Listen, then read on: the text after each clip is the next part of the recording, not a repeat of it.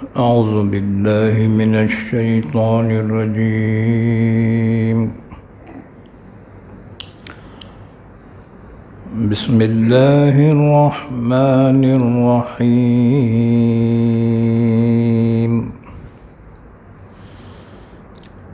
ولا تأكلوا أموالكم بينكم بالباطل وتدلوا بها إلى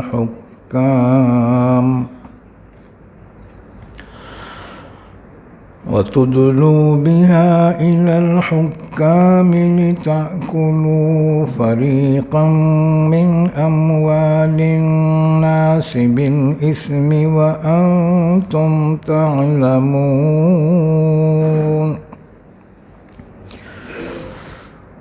يسألونك عن الأهلة قل هي مواقيت للناس والحج وليس البر بأن تأتوا البيوت من ظهورها ولكن البر من اتقى وأتوا البيوت من أبوابها واتقوا الله لعلكم تفلحون.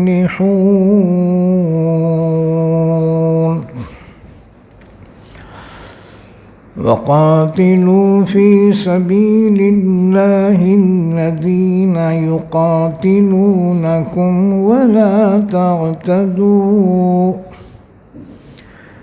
إن الله لا يحب المعتدين. واقتلوهم حيث ثقفتموهم وأخرجوهم من حيث أخرجوكم والفتنة أشد من القتل ولا تقاتلوهم عند المسجد الحرام حتى يقاتلوكم فيه فإن قاتلوكم فاقتلوهم كذلك جزاء الكافرين. فإن انتهوا فإن الله غفور رحيم. وقاتلوهم حتى لا تكون فتنة ويكون الدين لله فإن انتهوا فلا عدوان إلا على الظالمين. الشهر الحرام بالشهر الحرام والحرمات قصاص فمن اعتدى عليكم فاعتدوا عليه بمثل ما اعتدى عليكم واتقوا الله واعلموا أن الله مع المتقين.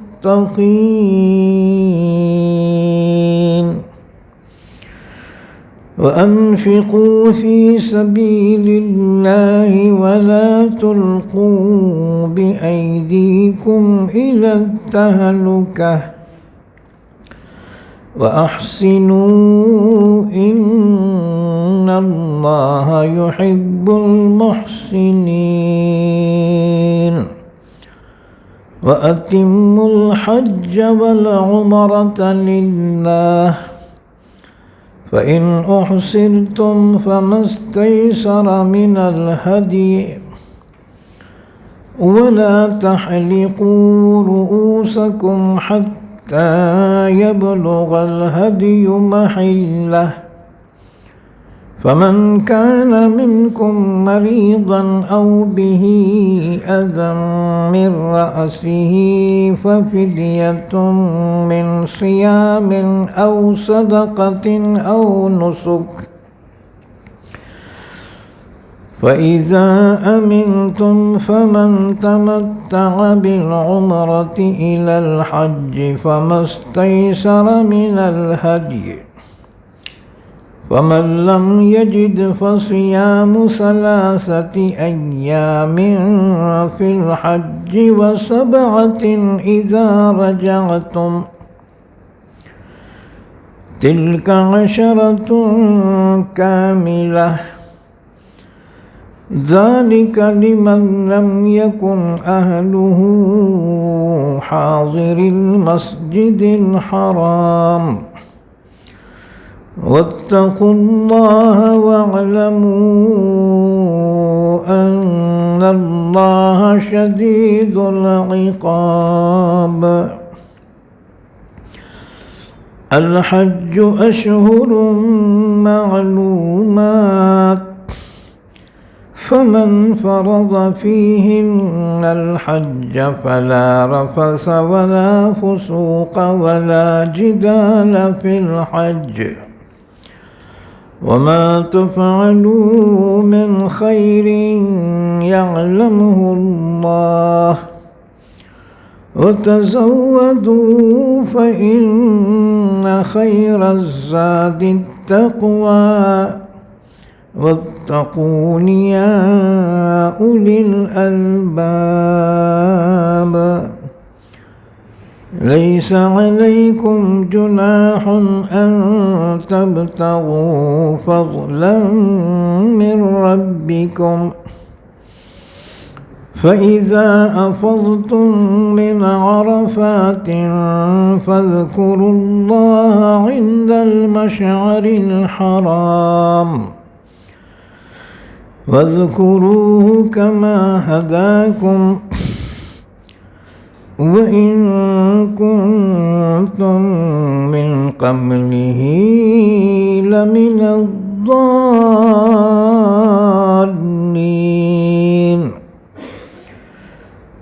ثم أفيضوا من حيث أفاض الناس واستغفروا الله إن الله غفور رحيم. فإذا قضيتم مناسككم فاذكروا الله كذكركم آباءكم أو أشد ذكرا فمن الناس من يقول ربنا آتنا في الدنيا وما له في الآخرة من خلاق ومنهم من يقول ربنا آتنا في الدنيا حسنة وفي الآخرة حسنة وقنا عذاب النار. أولئك لهم نصيب مما كسبوا والله سريع الحساب. واذكروا الله في أيام معدودات فمن تعجل في يومين فلا إثم عليه ومن تأخر فلا إثم عليه لمن اتقى واتقوا الله واعلموا أنكم إليه تحشرون.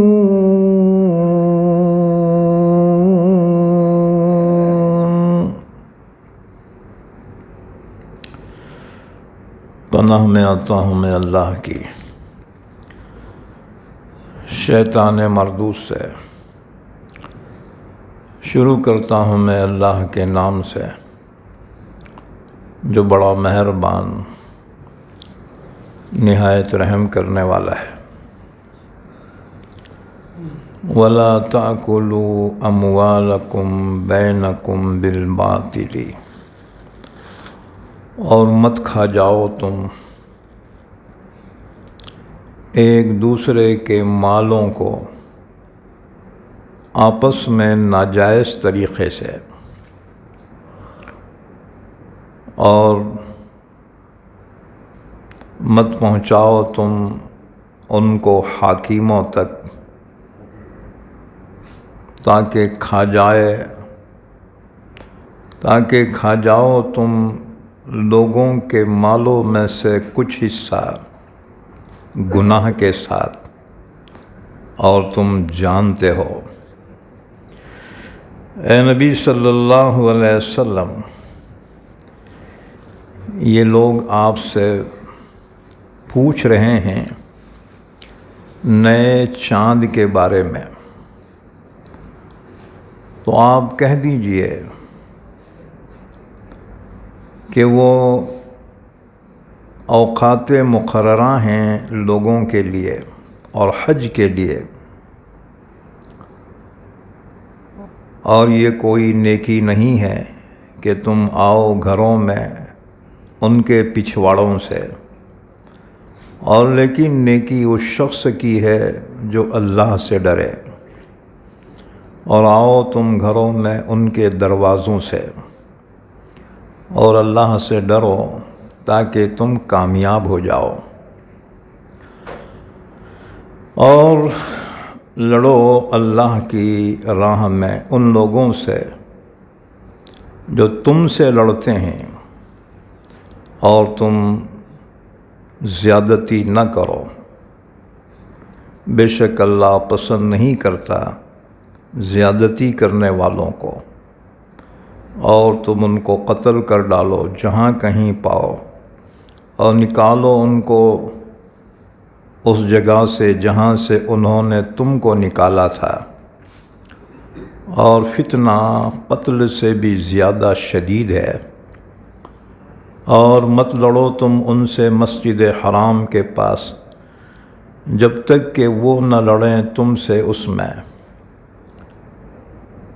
پھر اگر وہ تم سے لڑیں تو تم ان کو قتل کر دو، اسی طرح بدلہ ہے کافروں کا، پھر اگر وہ باز آ جائیں تو بے شک اللہ معاف کرنے والا رحم کرنے والا ہے، اور ان سے لڑو یہاں تک کہ فتنہ باقی نہ رہے اور دین خالص اللہ کے لیے ہو جائے، پھر اگر وہ باز آ جائیں تو کوئی زیادتی نہیں ہے مگر ظالموں پر۔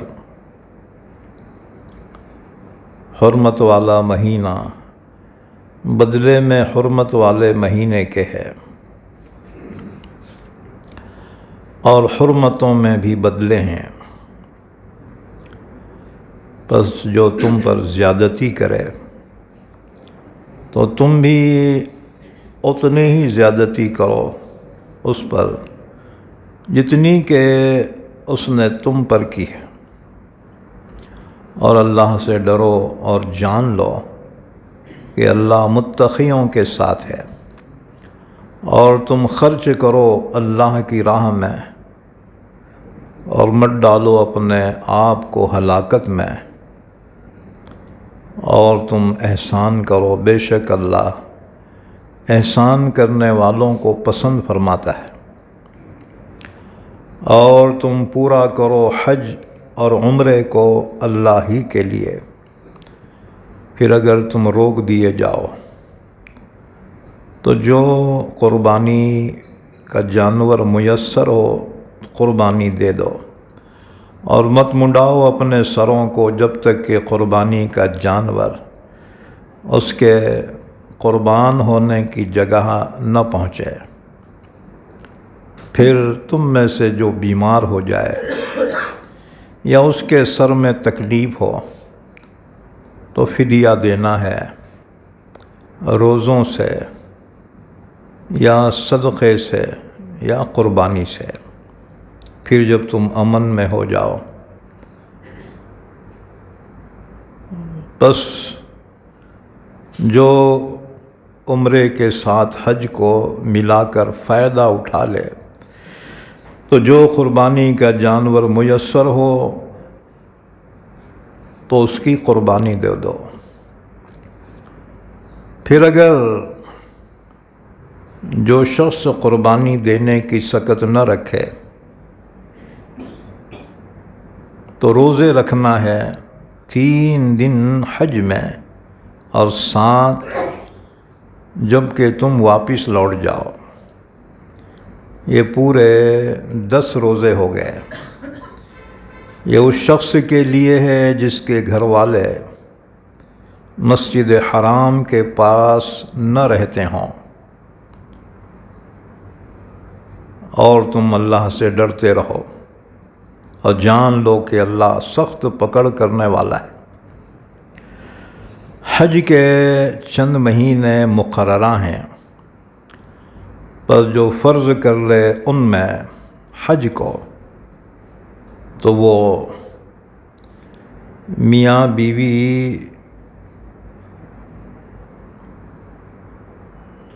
بے حجاب نہ ہوں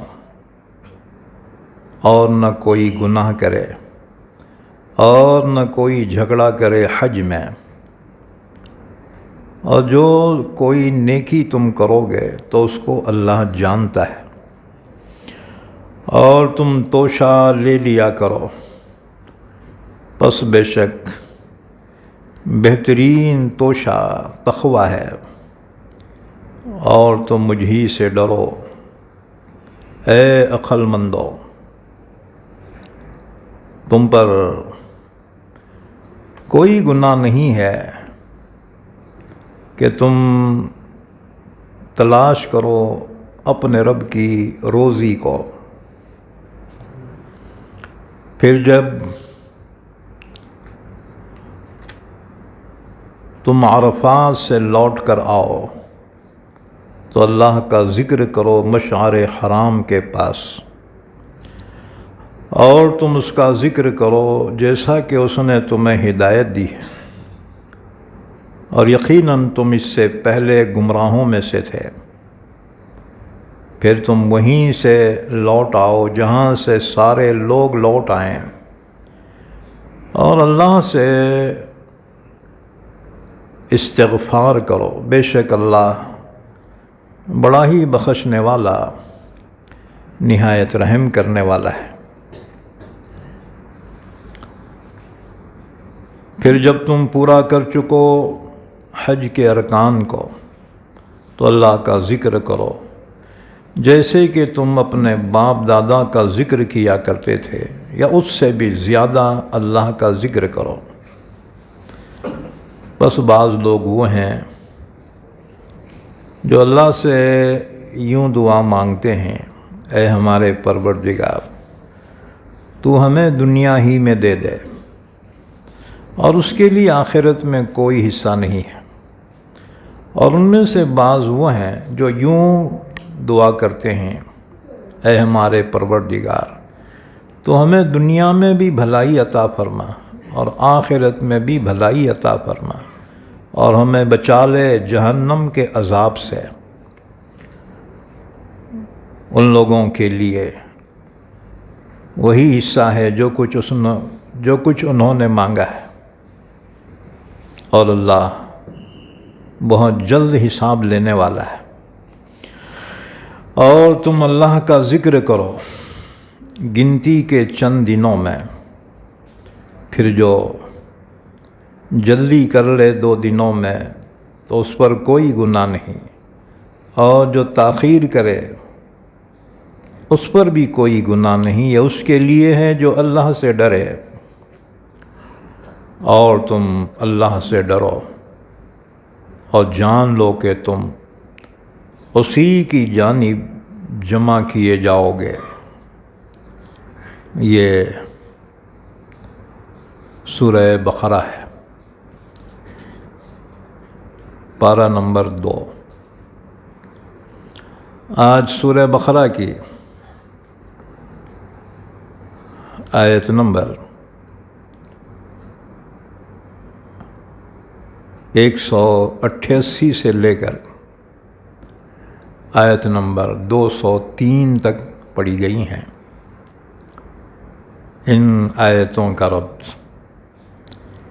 ان سے پہلی آیتوں سے یہ ہے،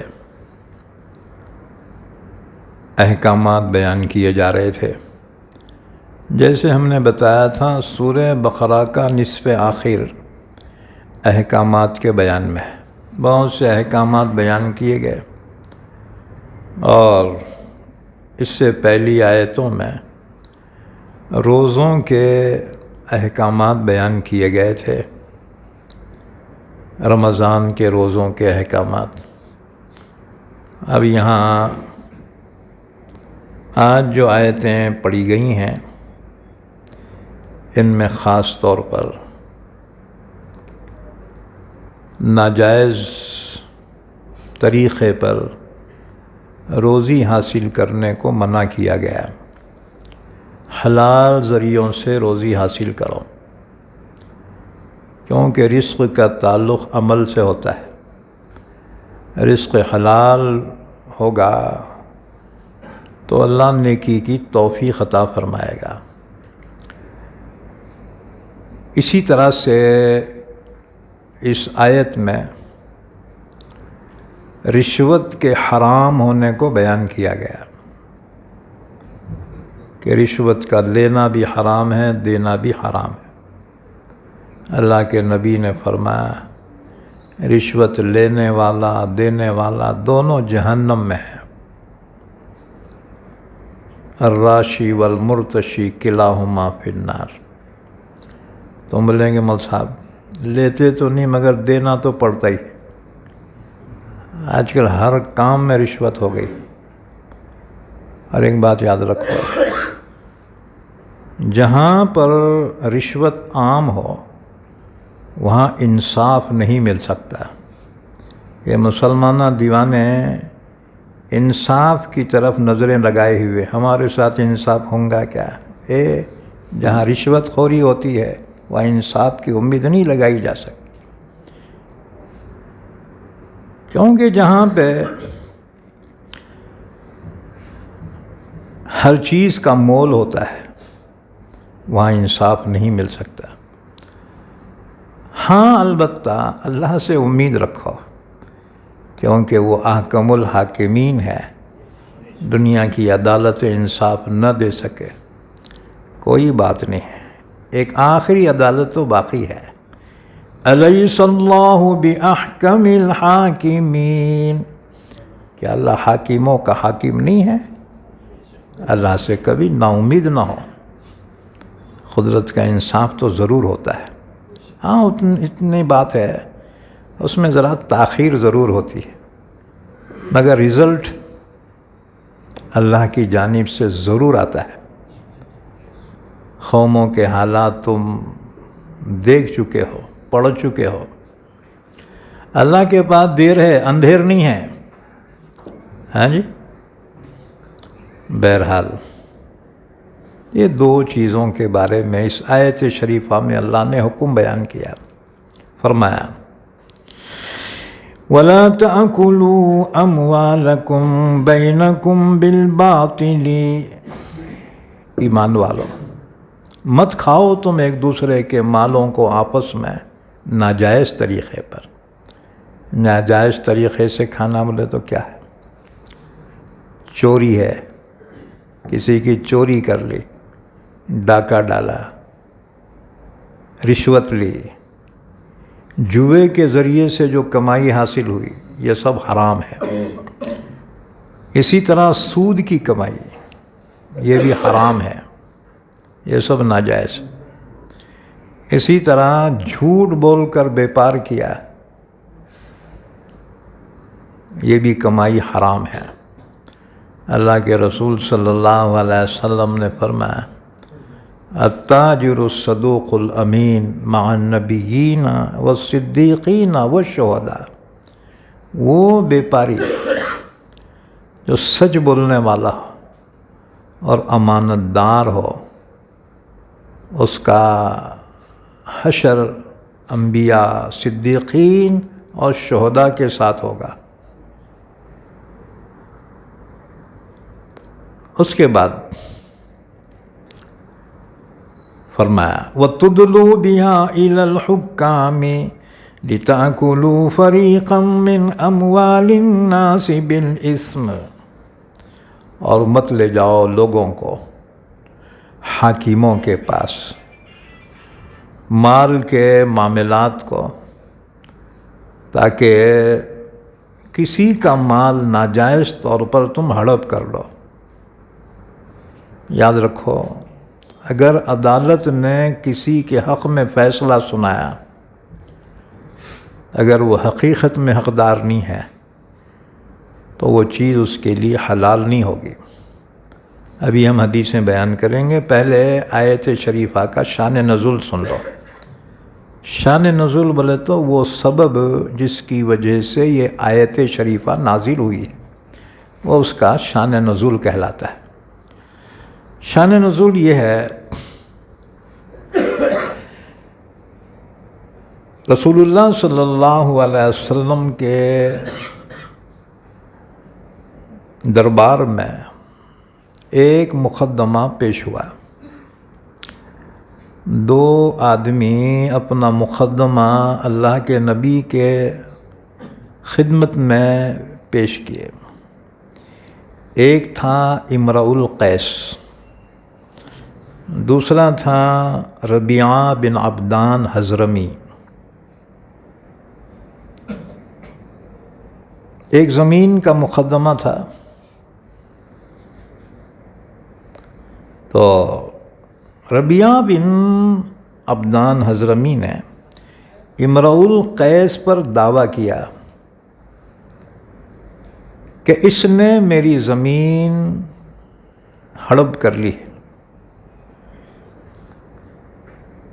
اللہ کے رسول صلی اللہ علیہ وسلم نے حضرمی سے فرمایا اس بات کے گواہ پیش کرو۔ اسلامی عدالت کا ایک قانون ہے، البینۃ علی المدعی والیمین علی من انکر۔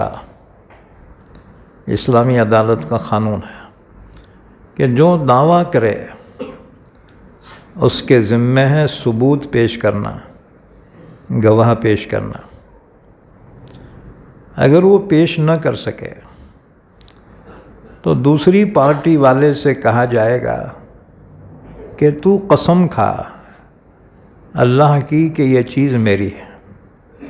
اگر وہ قسم کھا لے تو اس کے حق میں فیصلہ دیا جائے گا۔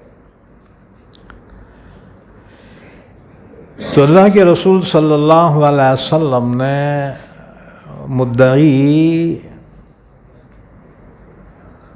حضرمی سے فرمایا یہ زمین اگر تیری ہے تو ثبوت پیش کر، گواہ پیش کر۔ اس نے کہا یا رسول اللہ میرے پاس کوئی گواہ نہیں ہے، زمین ہے میری مگر میرے پاس کوئی گواہ نہیں ہے۔ کیونکہ پہلے زمانے میں زیادہ تر لوگ بھولے بھالے تھے، منہ زبانی کام چلتے تھے ان کے۔ اور جی زمیندارہ نوکروں کو تو وہاں سے وہاں تک زمین لے لے، وہی دے دیا، لکھائی نہ پڑی۔ جی تو حضرمی سے حضور نے فرمایا یہ زمین تیری ہے، اس کے گواہ پیش کر۔ اس نے کہا یا رسول اللہ میرے پاس گواہ تو کوئی نہیں۔ اللہ کے نبی نے فرمایا اگر تو گواہ نہیں پیش کرے گا تو امرؤ القیس سے قسم لی جائے گی، اگر یہ قسم کھا لیا تو یہ زمین اس کی ہو جائے گی۔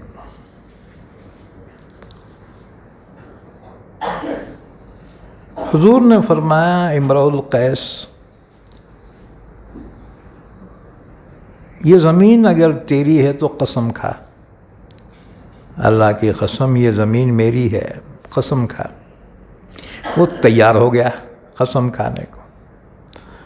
حضرمی نے کہا یا رسول اللہ انہیں جھوٹی قسم کھا لیں گا اور میری زمین جو ہے ہڑپ کر لیں گے۔ وہ قسم کھانے کو تیار ہو گیا۔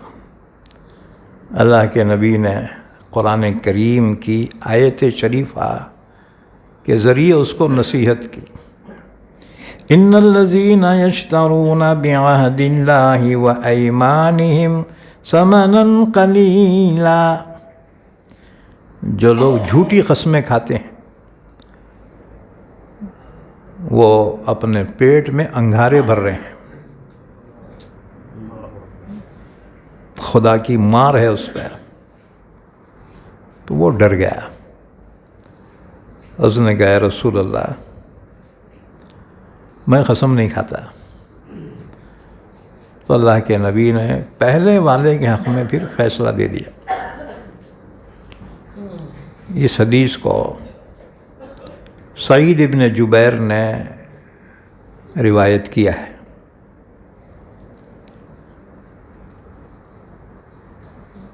تو اس موقع پر آیت شریفہ نازل ہوئی، وَلَا تَأْكُلُوا أَمْوَالَكُمْ بَيْنَكُمْ بِالْبَاطِلِ، خبردار آپس میں ایک دوسرے کے مالوں کو ناجائز طریقے پہ مت کھا جاؤ۔ اس کے بعد سنو کچھ احادیث مبارکہ۔ ترمذی شریف کی حدیث ہے،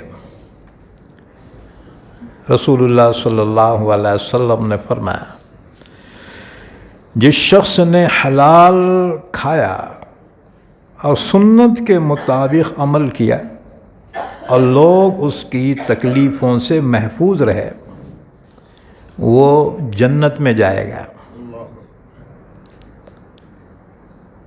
جس شخص نے حلال کھایا، سنت کے مطابق عمل کیا اور لوگ اس کی تکلیفوں سے محفوظ رہے، یعنی کسی کو تکلیف نہیں دیا، وہ جنت میں داخل ہوگا۔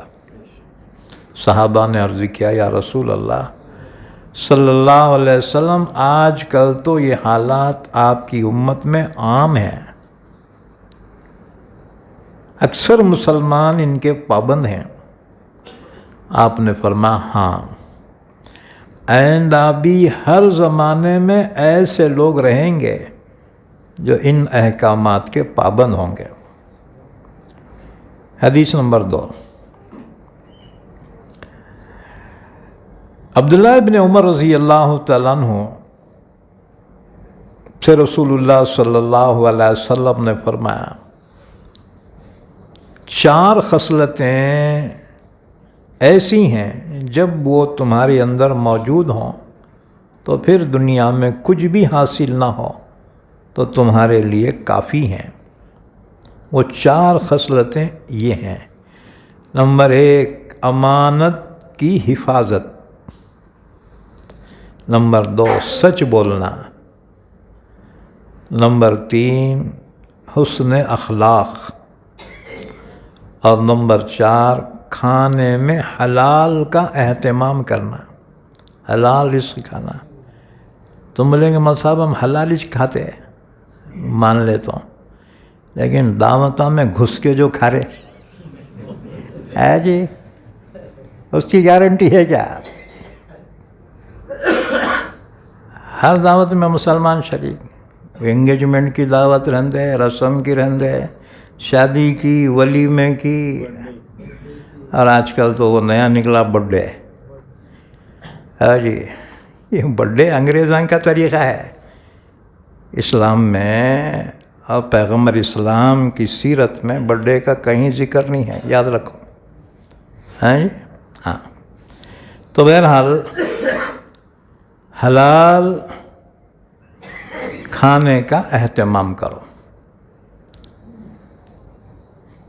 حدیث نمبر 3، حضرت سعد بن ابی وقاص رضی اللہ تعالیٰ عنہ نے رسول اللہ صلی اللہ علیہ وسلم سے درخواست کی یا رسول اللہ میرے لیے دعا فرمائیں، اللہ مجھے مقبول الدعا بنا دے، مستجاب الدعا بنا دے، یعنی میری ہر دعا قبول ہو۔ آپ نے فرمایا سعد اپنا کھانا حلال اور پاک بنا لو، مستجاب الدعا ہو جاؤ گے۔ اور قسم ہے اس ذات کی جس کے قبضے میں محمد کی جان ہے، بندہ جب اپنے پیٹ میں حرام لقمہ ڈالتا ہے تو 40 روز تک اس کا کوئی عمل قبول نہیں ہوتا، اور جس شخص کا گوشت حرام مال سے بنا ہو اس گوشت کے لیے جہنم کی آگ ہی لائق ہے۔ اور ایک حدیث پاک، حضرت عبداللہ بن مسعود رضی اللہ تعالیٰ عنہ فرماتے ہیں، رسول اللہ صلی اللہ علیہ وسلم نے فرمایا، قسم ہے اس ذات کی جس کے قبضے قدرت میں میری جان ہے، کوئی بندہ اس وقت تک مسلمان نہیں ہوتا جب تک کہ اس کا دل اور زبان مسلمان نہ ہو جائے، اور جب تک اس کے پڑوسی اس کی تکلیفوں سے محفوظ نہ ہو جائے۔ اور جب کوئی بندہ مال حرام کھاتا ہے پھر مال حرام کو صدقہ کرتا ہے تو وہ قبول نہیں ہوتا، اور اگر اس میں سے خرچ کرتا ہے تو برکت نہیں ہوتی، اور اگر اس کو اپنے وارثوں کے لیے چھوڑ جاتا ہے تو وہ جہنم کی طرف جانے کے لیے اس کا توشہ ہوتا ہے۔ بے شک اللہ بری چیز سے برے عمل کو نہیں دھوتے، ہاں اچھے عمل سے برے عمل کو دھوتے۔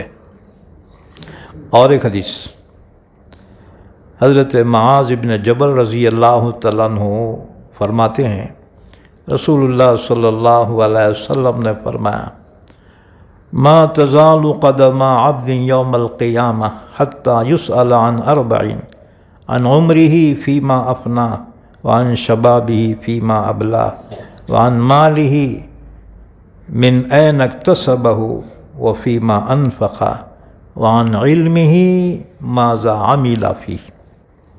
قیامت کے روز محشر میں کوئی بندہ اپنی جگہ سے سرک نہ سکے گا جب تک کہ اس سے 4 سوالوں کا جواب نہ لیا جائے۔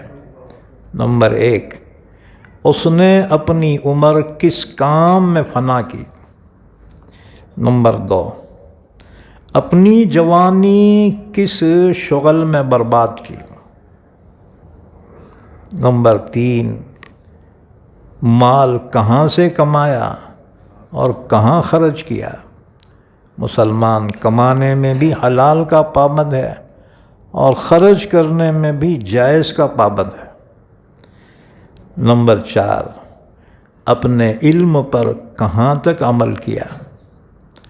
یہ 4 سوالات ہر ایک سے میدان حشر میں ہونے، وہ خبر کے 3 الگ ہیں، یہ حشر کے 4 الگ ہیں۔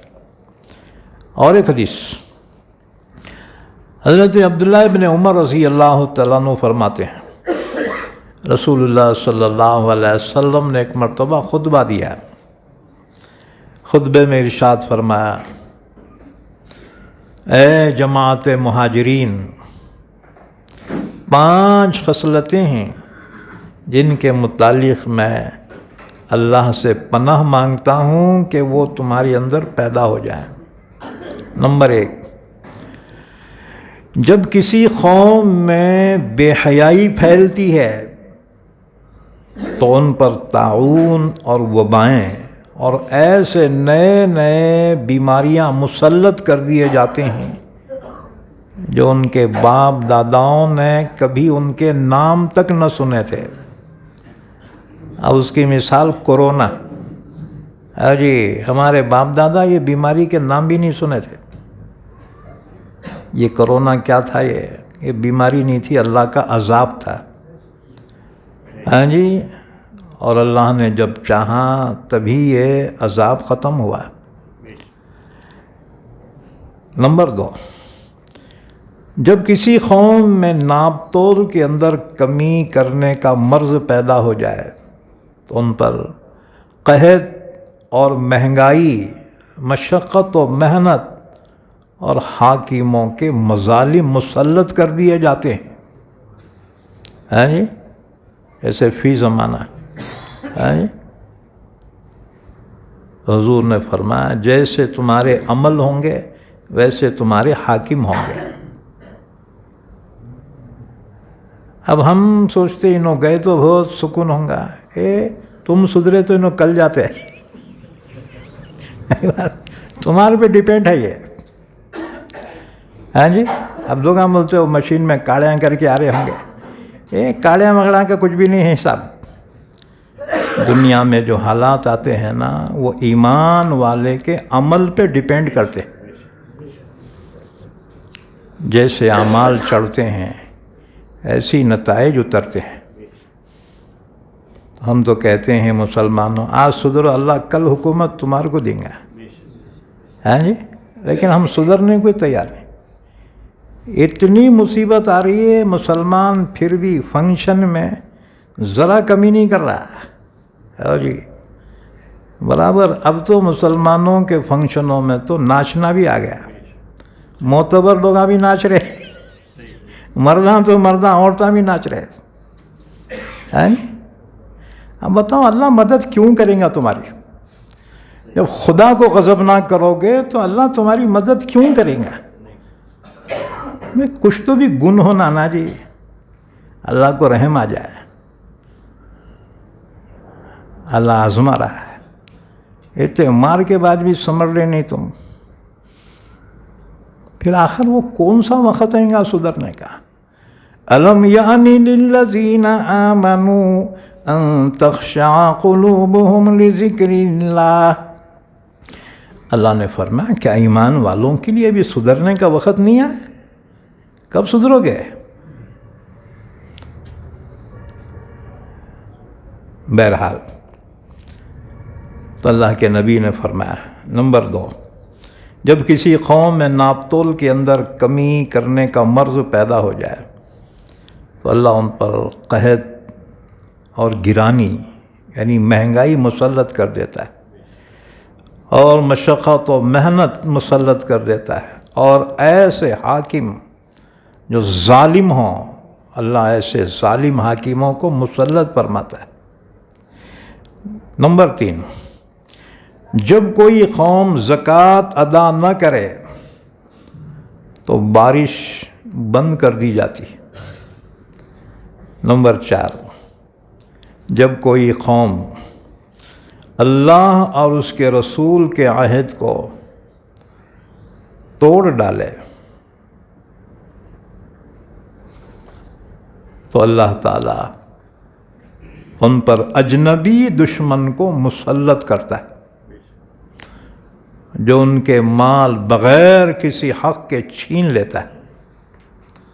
نمبر 5، جب کسی قوم کے ارباب اقتدار کتاب اللہ کے قانون پر فیصلہ نہ کریں اور اللہ تعالیٰ کے نازل کردہ احکام ان کے دل کو نہ لگے تو اللہ تعالیٰ ان کے آپس میں نفرت اور لڑائی جھگڑے ڈال دیتا ہے.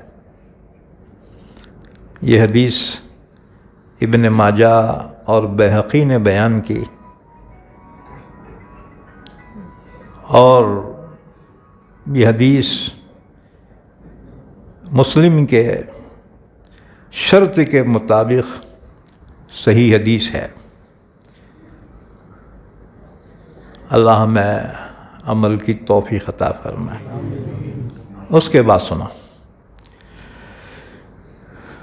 وَلَا تَأْكُلُوا أَمْوَالَكُمْ بَيْنَكُمْ بِالْبَاطِلِ، خبردار آپس میں ایک دوسرے کے مالوں کو ناجائز طریقے پر مت کھا جاؤ.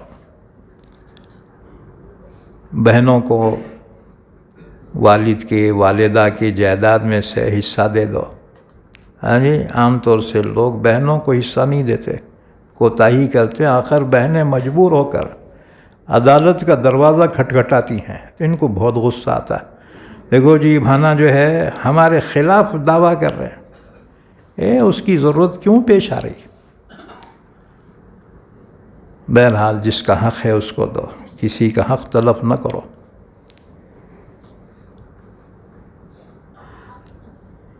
ایک اور حدیث ام سلمہ رضی اللہ تعالیٰ عنہ فرماتی، بخاری مسلم کی حدیث ہے، رسول اللہ صلی اللہ علیہ وسلم نے فرمایا اے لوگو، میں تمہاری طرح انسان ہوں اور تم میرے پاس اپنے مقدم میں فیصلہ کرنے کے لیے لاتے ہو، اور یہ بھی ممکن ہے کہ بعض تم میں سے اپنی دلیل اور اظہار بیان میں دوسروں سے زیادہ لسان اور فصیح ہو، جیسے وکیلہ رہتے نا، وکیلہ،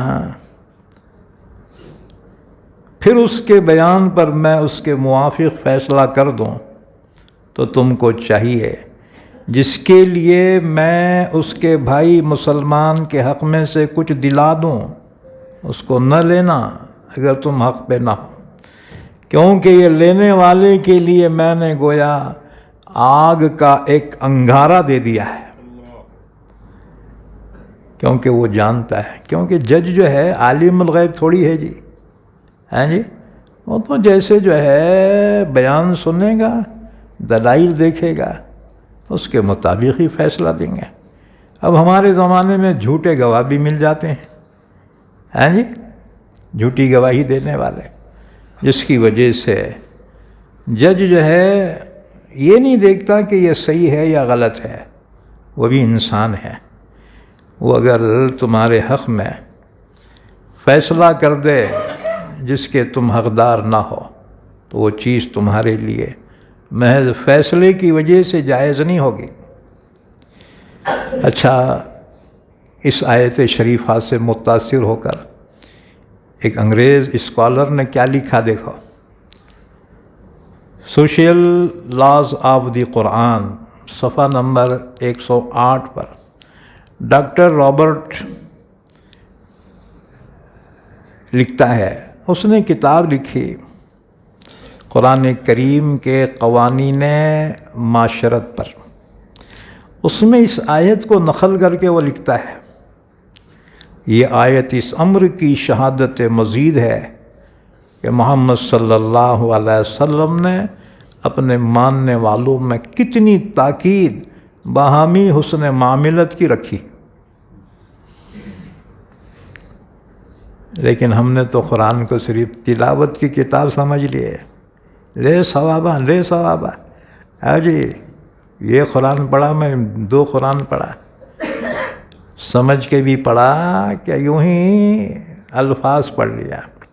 ہم یہ نہیں کہتے الفاظ پڑھنے پہ ثواب نہیں ملتا، اللہ کے نبی نے فرمایا کہ الف لام میم ایک حرف نہیں ہے، الف ایک حرف ہے، لام ایک حرف ہے، میم ایک حرف ہے، ہر حرف پہ 10 نیکیاں اس کو ملتی ہیں، لیکن قرآن خالی نیکیاں کمانے کی کتاب نہیں ہے، اس میں جو ہدایات ہیں قرآن میں، جو مارگ درشن ہے نا، اس کے مطابق عمل کرو۔ قرآن تو عملی کتاب ہے، قرآن تو ہدایت ہے، ہدایت بولتے ہیں رہبری، قرآن پاک رہبر ہے، تو اس کے احکامات کو سمجھو اور عمل کرنے کی کوشش کرو۔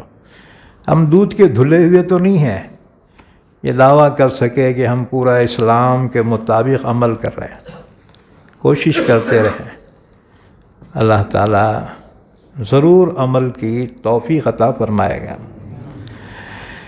اس کے بعد پھر فرمایا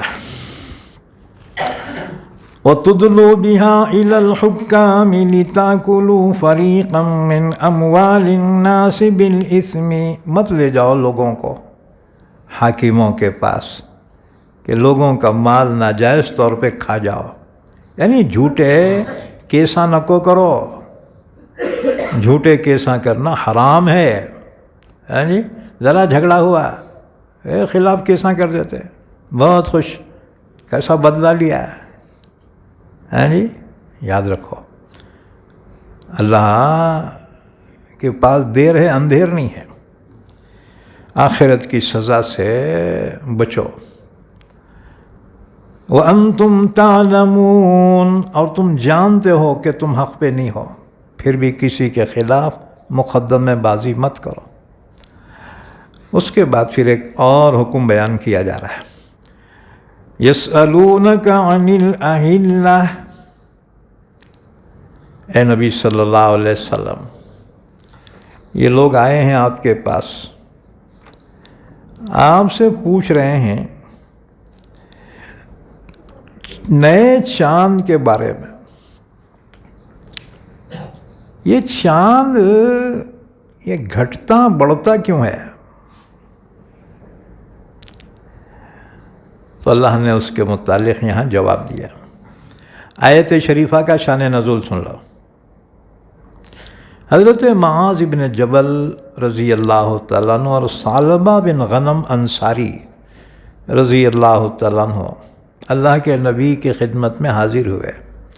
عرض کیا یا رسول اللہ صلی اللہ علیہ وسلم، یہ کیا بات ہے جی کہ مہینے کا جو پہلا چاند ہوتا ہے بالکل باریک سا ہوتا ہے، پھر بڑھتے بڑھتے بھر جاتا ہے، فل ہو جاتا ہے، اور اس کے بعد پھر باریک ہونا شروع ہوتا ہے، یہاں تک کہ آخر میں ویسے ہی ہو جاتا ہے جیسے پہلی رات کو نکلا تھا.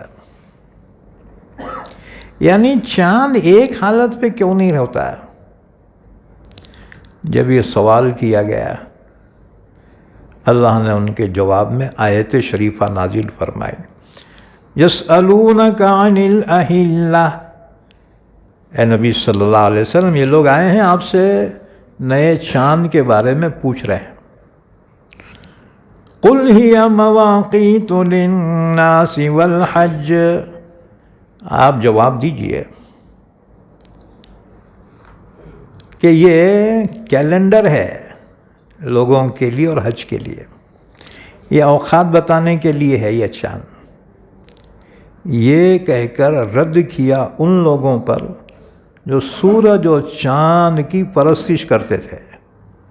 آج بھی ہیں لوگ، ہاں جی، سوریہ دیوتا، سوم دیوتا، ہاں جی، اور بعض خاندان بھی بنے سوریہ ونشی، چندر ونشی، ہاں جی. تو سورج اور چاند کو زمانے جاہلیت میں ان کی پرستش ہوتی تھی. اللہ نے فرمایا یہ قابل پرستش نہیں تو کیلنڈراں ہیں یہ، ہاں جی، ان سے تاریخ معلوم ہوتی ہے، تمہارے دنیاوی حساب کی بھی تاریخ معلوم ہوتی ہے اور حج کی بھی تاریخ معلوم ہوتی ہے. قل ہی مواقیت للناس والحج، اے نبی صلی اللہ علیہ وسلم آپ جواب دیجئے یہ چاند کا گھٹنا بڑھنا یہ تمہارے لیے کیلنڈر ہے، اوقات معلوم کرنے کے لیے. اچھا جی، اس کے بعد سنو، یہ اہلہ ہلال کی جمع ہے. ہلال کہتے ہیں پہلے چاند کو، مہینے کا پہلا چاند نکلتا نا تو اسے ہلال کہتے ہیں. عربوں نے چاند کے 3 نام رکھے. عربوں کے اندر چاند کے 3 نام ہیں. پہلے چاند کو ہلال کہتے ہیں اور 14ویں کے چاند کو بدر کہتے ہیں. بدر 14ویں کا چاند، پورنیما کا چاند، اسے بولیں گے بدر. اور باقی چاندوں کو قمر، باقی چاند کو عرب قمر کہتے ہیں. عربی زبان میں اتنا بڑا اسٹاک ہے پوچھو مت. ہاں جی، لگا تو انگلش میں اسٹاک نہیں ہے.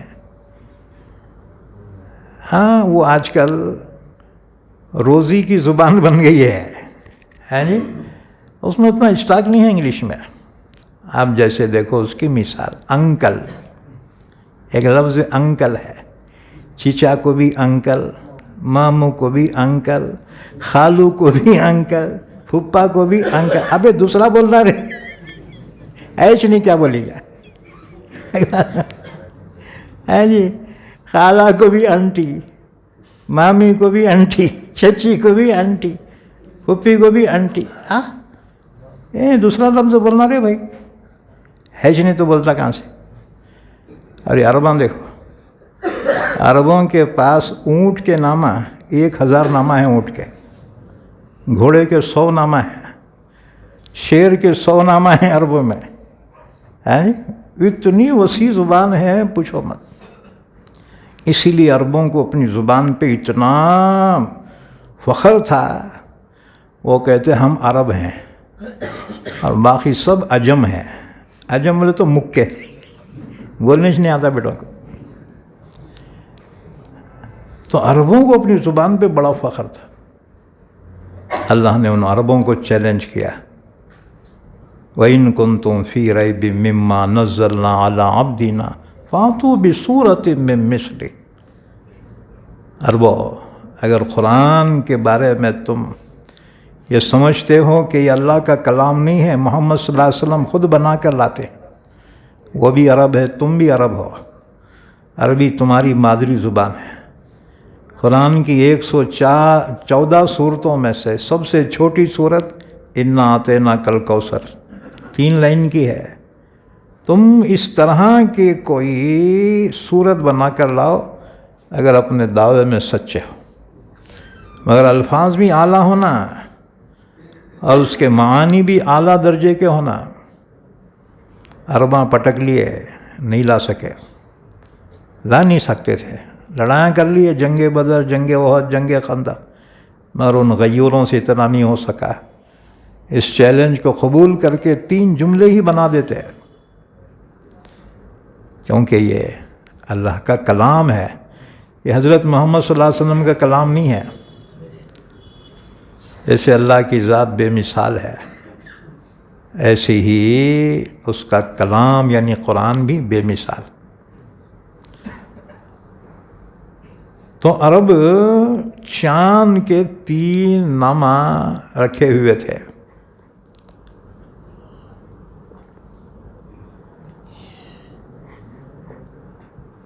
تو پہلے چاند کو ہلال کہتے ہیں، 14ویں کے چاند کو بدر اور باقی چاندوں کو قمر. سوال یہ ہے، یہ پہلے چاند کو ہلال کیوں کہتے ہیں؟ ہلال کے معنی کیا ہے معلوم؟ شور شرابہ کرنا، جی چیخ پکارا کرنا. اس وجہ سے کہ باقی چاند کو دیکھنے میں کوئی اہتمام نہیں کرتا. رمضان کا پہلا چاند دیکھنے کا رہنا پورے لوگ جمع ہوتے ہیں. اور خیر اس سے زیادہ اہم عید کا چاند. جی جس کے کپڑے سل گئے رہے انہیں بتا آج دکھتا چاہیے. جس کے کپڑے سلے نہیں نا، ایک روزہ زیادہ ہوا تو ثواب ہی ہے نا. اچھا بیٹے تیرے کپڑے سلے. تو پہلے چاند کو لوگ دیکھتے ہیں بڑے اہتمام سے اور شور مچاتے ہیں. وہ شور کو جو ہے عربی میں ہلال کہتے ہیں. اس لیے بچہ پیدا ہوتے ہی جو روتا شور مچاتا، اس کو عرب کہتے ہیں استحلال الصبی، ہے جی. تو اسی سے ہلال. اچھا، پہلا چاند ہی کو ہلال کہتے ہیں اور دوسرے دن کے چاند کو ہلال نہیں کہتے، وہ قمر ہو جاتا ہے. ہاں جی. ایک شاعر کہتا ہے، فارسی کا شاعر، ہلال نو بر افق ہرگز نمی ماند، اگر ماند شب ماند شب دیگر نمی ماند. یعنی افق پہ جو چاند نکلتا ہے، ہر چاند ہلال نہیں کہلاتا.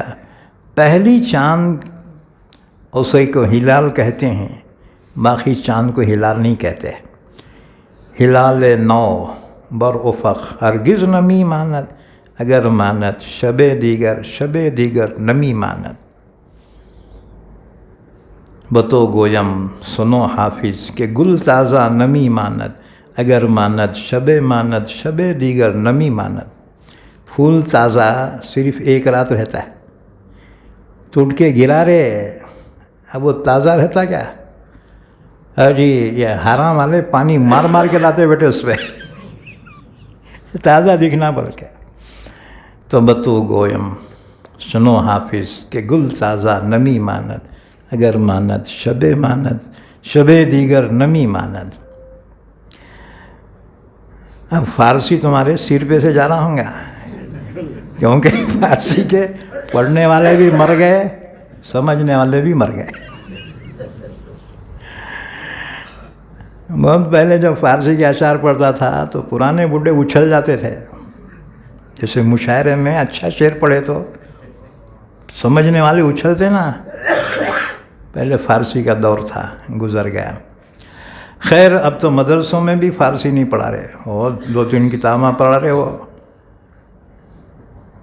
ہمارے زمانے میں گلستان بوستان پڑھی جاتی تھی شیخ سعدی شیرازی کی، اور کسی زمانے میں عثمانیہ یونیورسٹی میں یہ کورس میں داخل تھی، اخلاقیات میں۔ ہندو لوگ جو ہے اخلاقیات پڑھتے تھے اور مسلمان دینیات پڑھتے تھے۔ اختیاری مضمون، یونیورسٹی میں جو اختیاری مضمون ہوتا ہے نا، اس میں ہندوؤں کے لیے اخلاقیات تھے اور مسلمانوں کے لیے دینیات۔ تو اخلاقیات میں وہ گلستان بوستان تھی، بڑی حکمت کی باتیں، نصیحت کی باتیں۔ یسألونک عن الأہلہ، اے نبی صلی اللہ علیہ وسلم یہ لوگ آئے ہیں آپ سے پوچھ رہے ہیں نئے چاند کے بارے میں، یہ چاند گھٹتا بڑھتا کیوں ہے؟ قل ہی مواقیت للناس، یہاں دیکھو سوال صحابہ کی طرف سے ہے۔ اس سلسلے میں ایک روایت سن لو۔ عبداللہ ابن عباس رضی اللہ تعالیٰ عنہ فرماتے ہیں کہ رسول اللہ صلی اللہ علیہ وسلم کے صحابہ کی ایک شان ہے کہ انہوں نے اللہ کے نبی کی عظمت کی وجہ سے بہت کم سوالات کیے، ہمت نہیں ہوتی تھی سوال کرنے کی، برخلاف پچھلی امتوں کے۔ پچھلی امتوں نے نبیوں سے اتنے سوالات کیے کہ نبی تنگ تنگ ہو گئے۔ اللہ نے ہمیں حکم دیا خبردار اپنے نبی سے ایسے سوالات نہ کرو، کما سئل موسیٰ من قبل، جیسے پچھلے زمانے میں موسیٰ سے ان کی امت نے بیجا سوالات کیے تھے۔ حضرت عبداللہ بن عباس فرماتے ہیں صحابہ کرام نے پوری زندگی میں اللہ کے نبی کی 23 سال میں کتنے سوالات کیے؟ صرف 14 سوالات کیے۔ عبداللہ ابن عباس کی روایت ہے، 14 سوالات کیے۔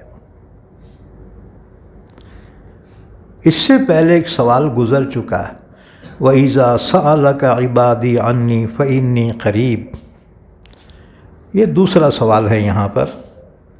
يَسْأَلُونَكَ عَنِ الْأَهِلَّةِ قُلْ هِيَ مَوَاقِيتُ لِلنَّاسِ وَالْحَجِّ، اے نبی صلی اللہ علیہ وسلم یہ لوگ آپ سے پوچھ رہے ہیں نئے چاند کے بارے میں۔ حضرت انس رضی اللہ تعالیٰ عنہ کی کافی عمر ہو گئی تھی، اتنے بڈھے ہو گئے تھے، حضور نے دعا دی تھی نا۔ حضرت انس کی اماں نے کہا حضور اپنے خادم انس کو دعا دیو نا جی، نے تمہاری بہت خدمت کر رہا ہے۔ حضور نے ان کے لیے دعا مانگی، اللہ اس کے علم میں، اس کی اولاد میں، اس کی عمر میں برکت عطا فرما۔ تو عمر بھی کافی ہوئی، اور بچے کہتے ہیں حضرت انس اپنی حیات میں میرے تقریباً 100 بچے انتقال کر گئے۔ اس کے بعد بھی اتنے بچے تھے، بیٹے پوترے پڑ پوترے، جب حضرت طواف کے واسطے آتے تھے حرم میں تو پورا مطاف ان کے بچوں سے ہی بھر جاتا تھا۔ اللہ نے اتنی برکت دی تھی۔ عمر بھی کافی ہوئی تھی، یہاں تک کہ یہ بھووں کے بالاں سفید ہو گئے تھے ان کے، یہ لاسٹ میں سفید ہوتے یہ، ہاں جی، تو ان کے بھووں کے بالاں سفید ہو گئے تھے۔ آپ سب عید کا چاند دیکھ رہے ہیں، بڑے حضرت بھی آ گئے، میں بھی دیکھتا ہوں، अच्छा किसको भी नहीं दिख रहा, इनको दिख गया चांद। अरे अरे वहाँ देखो चांद। लोग बोले जवान आँखों को नहीं दिख रहा, ये बड़े हजरत को कैसा क्या दिख रहा। उस ज़माने में काजी शुरैह थे, उन्होंने गौर से देखा, अरे उनका भौं का एक बाल ऐसा टेढ़ा हो गया था।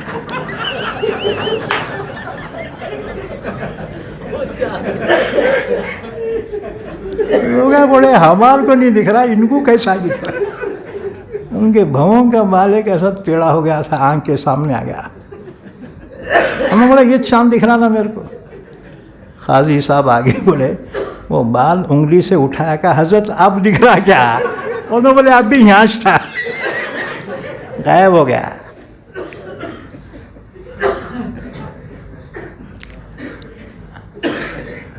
तो फरमाया आगे एक मसला और बयान किया जा रहा है, वलैसल बिर्रु बिअन तातुल बुयूत मिन ज़ुहूरिहा। देखो एक बात याद रखो, मुसलमान आजकल ये चांद की तारीख़ें बहुत कम याद रख रहे हैं।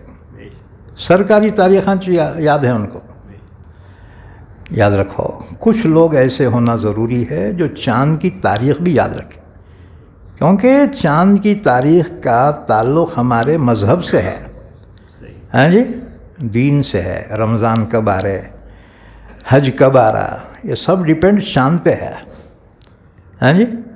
बहरहाल तुम्हारी जो ईसवी सन है, खैर वो भी ज़रूरी है आजकल, लेकिन इस्लामी तारीख़ और कैलेंडर को न भूलो, हाँ जी। हमारे को भी याद आता, वो बच्चों की शादियों के वक़्त याद आता, कामो साहब कैलेंडर लाओ ज़रा तारीख़ देखेंगे, हाँ जी। और उसमें भी बाज़ तारीख़ों को मनहूस समझते हैं। सफ़र में शादी नहीं करते, शनिचर को नहीं करते, और वो कमर दर अखरब, वो क्या बला है। देखो बुरूज हैं वो, चाँद जब अखरब से गुज़रता है उसे बोलते हैं कमर दर अखरब। लोग समझते हैं वो मनहूस तारीख़ होती है, हाँ जी। तो याद रखो इसमें कोई नहूसत नहीं है, दिनों में तारीख़ों में नहूसत नहीं है। नहूसत इंसान की बदअमली में है। जिस दिन फजर छूट गई रहे समझो वो दिन उसके लिए मनहूस हो गया। जिस दिन फजर पढ़ ली ना वो दिन उसके लिए बाबरकत होगा। है बात समझ में। हाँ, हज़रत आयशा फरमाती हैं कि अरब शव्वाल में शादियाँ नहीं करते थे, क्योंकि शव्वाल के महीने में बहुत ज़माने पहले मदीने में बीमारी आ गई थी। वो बीमारी से कई लोग इंतकाल कर गए थे, तो लोग उसको शव्वाल को मनहूस समझते थे, उसमें शादियाँ नहीं करते थे। हज़रत आयशा फरमाती हैं मेरा निकाह अल्लाह के नबी से शव्वाल ही के महीने में हुआ है, और मेरी रुखसती भी शव्वाल ही के महीने में हुई। फरमाती हैं भला बताओ अल्लाह के नबी की अज़वाज मुत्तहरात में मुझसे ज़्यादा हुजूर की चाहिए थी कौन थी। तो मालूम हुआ दिनों में तारीख़ों में कोई नहूसत नहीं है, हाँ जी। बिस्मिल्लाह कह के काम शुरू कर दो, अल्लाह कामयाब नहीं फरमाएंगा। अच्छा जी, एक और मसला बयान किया।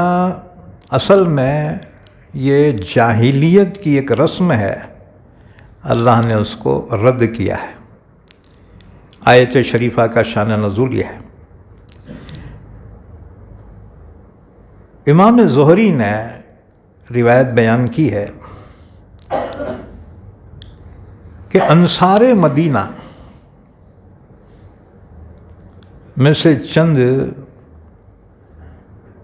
एहराम बांधते थे हज या उम्रे का,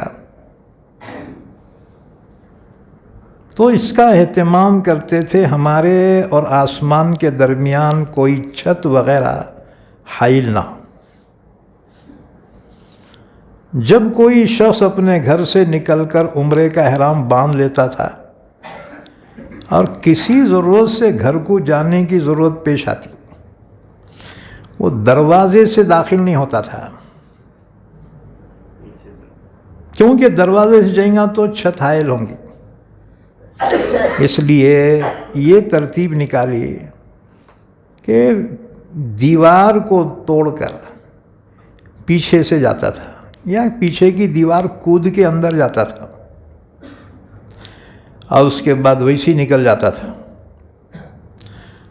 جب رسول اللہ صلی اللہ علیہ وسلم نے حدیبیہ کے موقع پر آپ نے عمرے کا احرام باندھا اور آپ حجرے کے اندر داخل ہوئے، تو آپ کے پیچھے پیچھے ایک انصاری بنی سلمہ میں سے وہ بھی گیا۔ تو باقیوں نے پوچھا، حضور یہ شخص یہ احرام کی حالت میں اندر چھت کے نیچے جا کے نکلا ہی نہیں۔ اس سے پوچھا حضور نے ایسا کیوں کیا؟ اس نے کہا جی آپ کو دیکھ کر کیا، آپ بھی ایمان لایا ہونا جی، آپ جیسا کریں گے ویسے ہی کروں گا۔ اس پر آیت شریفہ نازل ہوئی۔ یہ کوئی رسم کوئی صحیح نہیں ہے۔ وَلَيْسَ الْبِرُّ بِأَن تَأْتُوا الْبُيُوتَ مِن ظُهُورِهَا، یہ کوئی نیکی نہیں ہے کہ تم آؤ گھروں میں ان کے پچھواڑوں سے۔ وَلَكِنَّ الْبِرَّ مَنِ اتَّقَىٰ، لیکن نیکی اس کی ہے جو تقوی اختیار کرے۔ وَأَتُوا الْبُيُوتَ مِنْ أَبْوَابِهَا، اپنے گھروں میں دروازوں سے آؤ، کوئی حرج نہیں۔ وَاتَّقُوا اللَّهَ لَعَلَّكُمْ تُفْلِحُونَ، اور اللہ سے ڈرو تاکہ تم کامیاب ہو جاؤ۔ اس کے بعد ایک حدیث اور سن لو۔ امام قرطبی نے حدیث بیان کی ہے، رسول اللہ صلی اللہ علیہ وسلم ایک روز تقریر فرما رہے تھے، ایک شخص کو دیکھا دھوپ میں کھڑا ہے۔ حضور نے فرمایا کیا ہو گیا اس کو، دھوپ میں کیوں کھڑا ہے؟ تو معلوم ہوا یہ ابو اسرائیل انصاری تھے، ایک صحابی۔ انہوں نے منت مانی تھی کہ روزہ رکھ کے نیچے نہیں بیٹھوں گا، کھڑے چروں گا، اور سائے میں نہیں جاؤں گا، اور کسی سے بات چیت بھی نہیں کروں گا، پورا دن خاموش رہوں گا۔ اللہ کے رسول نے فرمایا مروہ فلیتکلم ویستظل ولیقعد ولیتم صومہ، اللہ کے نبی نے فرمایا اس سے کہو کہ وہ بات چیت بھی کرے، سائے میں بھی آ جائے، بیٹھ جائے، اور اسی حال میں اپنا روزہ مکمل کرے۔ یہ اگو کی شرطیں ہیں، اپنی طرف سے نہ کو لگاؤ۔ دین میں کانے ماترے ہچے اس میں نہ کو لگاؤ۔ جتنا اللہ نے اپنے کلام پاک میں فرمایا، جتنا اللہ کے نبی نے اپنی حیات میں فرمایا، وہی دین ہے۔ جی کتاب اللہ و سنتی، حضور نے فرمایا اللہ کی کتاب اور میری سنت، یہی دین ہے۔ اس کے بعد پھر فرمایا وَقَاتِلُوا فِي سَبِيلِ اللَّهِ الَّذِينَ يُقَاتِلُونَكُمْ وَلَا تَعْتَدُوا۔ اللہ کے نبی نے سن 6 ہجری میں جب عمرے کا ارادہ فرمایا تو آپ صلی اللہ علیہ وسلم کے ساتھ 1400 صحابہ نے بھی عمرے کا احرام باندھا، 70 اونٹ قربانی کے ساتھ میں لیے، اور مکے کی طرف روانہ ہوئے۔ مکے سے پہلے منزل حدیبیہ پر آپ نے پڑاؤ ڈالا۔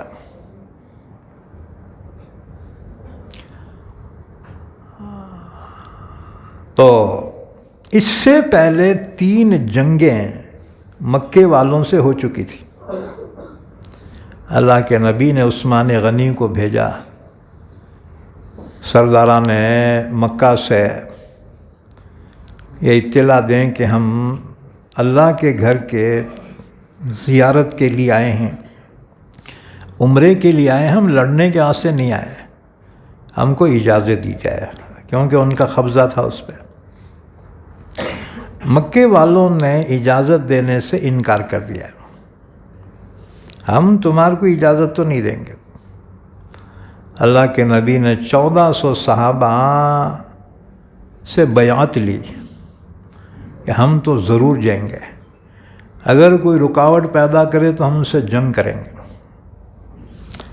صحابہ کو خیال ہوا اگر جنگ ہو گئی تو پھر کیسا، کیونکہ حرم میں جنگ کرنا جائز نہیں ہے، یہ اللہ کا حرم ہے، یہاں پہ قتل و قتال، جنگ و جدال جائز نہیں ہے، یہاں ہتھیار اٹھانا درست نہیں ہے۔ اگر انہوں نے حملہ کر دیا تو ہم کیا کریں گے؟ دوسری بات، یہ رجب کا مہینہ جس میں جنگ کرنا جائز نہیں ہے۔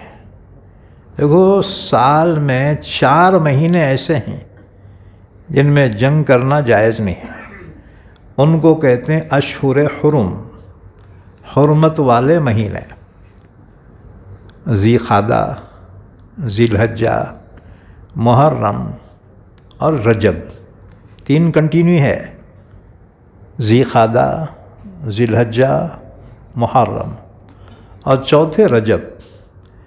یہ 4 مہینوں میں جنگ کرنا جائز نہیں ہے۔ منہا 4 حرم، اللہ نے فرمایا 12 مہینوں میں سے 4 مہینے قابل احترام ہیں، ان میں جنگ کرنا درست نہیں۔ وہ رجب کا مہینہ تھا، صحابہ کو پریشانی ہو گئی، اگر دشمن جنگ چھیڑ دیا تو کیسا کرنا؟ ایک رکاوٹ تو حرم ہے، حرم میں جنگ نہیں کر سکتے، دوسری رکاوٹ یہ حرمت والا مہینہ رجب کا ہے۔ اس کے جواب میں اللہ نے آیت شریفہ نازل فرمائی کہ پہل کرنا درست نہیں ہے، اور اگر دشمن خود حملہ کر دے تو اپنے دفاع میں ان سے لڑنا یہ جائز۔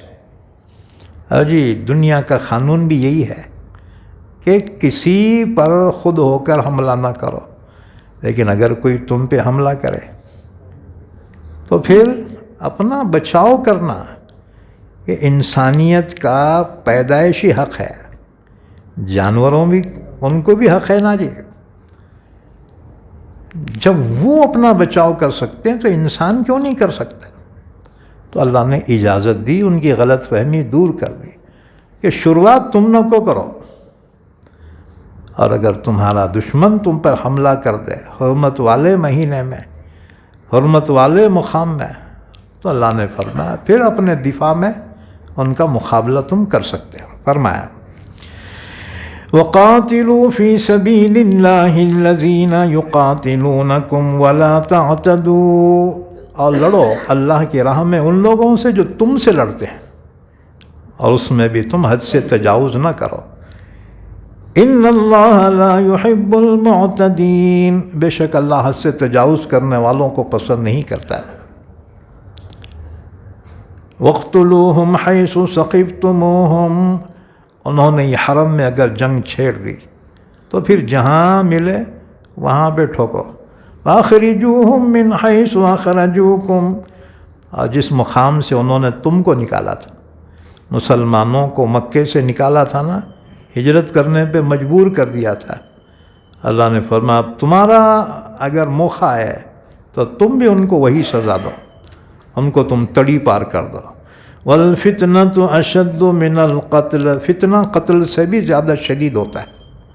وَلَا تُقَاتِلُوهُمْ عِنْدَ الْمَسْجِدِ الْحَرَامِ حَتَّى يُقَاتِلُوكُمْ فِيهِ، اللہ نے فرمایا سنو، جب تک حرم میں وہ جنگ شروع نہ کر دے، تم شروع نہ کرنا۔ فَإِنْ قَاتَلُوكُمْ فَاقْتُلُوهُمْ، جب انہوں نے حرم کا پاس و لحاظ نہیں رکھا اور تم پہ حملہ کر دیا، اپنے دفاع میں تم ان کا مقابلہ کرو، کذالک جزاء الکافرین، یہی بدلہ ہے ان کافروں کا۔ فَإِنِ انتہوا فَإِنَّ اللَّهَ غَفُورٌ رَحِيمٌ، پھر اگر وہ باز آ جائیں تو اللہ تعالیٰ معاف کرنے والا، رحم کرنے والا ہے۔ وَقَاتِلُوهُمْ حَتَّى لَا تَكُونَ فِتْنَةٌ، ان سے حرم میں لڑو یہاں تک کہ فتنہ ختم ہو جائے۔ یا فتنے سے مراد کیا ہے؟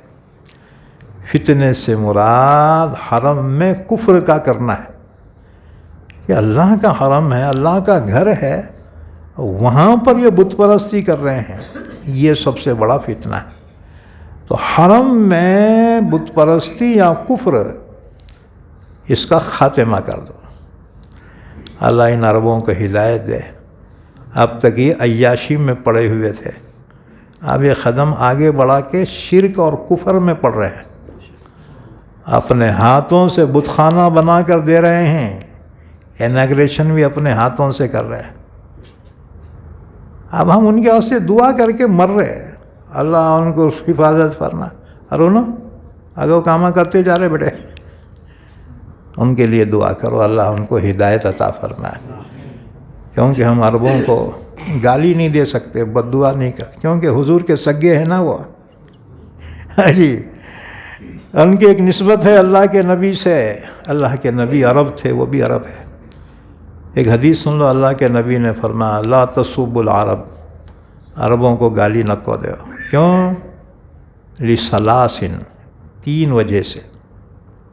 لأنی عربی، اس لیے کہ میں عربی ہوں، میں عرب ہوں۔ والقرآن عربی، قرآن عربی ہے۔ ولسان اہل الجنت عربی، جنتیوں کی زبان بھی عربی، پورے دفتر عربی ہیں وہاں۔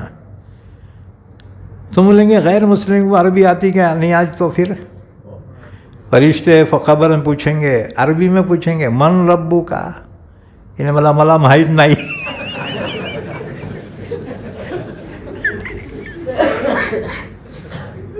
نہیں، مرتے ہی ہر ایک کو ایٹومیٹک عربی آ جاتی۔ جیسے یہاں سے لوگ مزدوری کرنے عرب جاتے نا جی، 6 مہینے کے واپس آئے نا، ایسی عربی بولتے عالمہ بھی نہیں سمجھنا بیٹے۔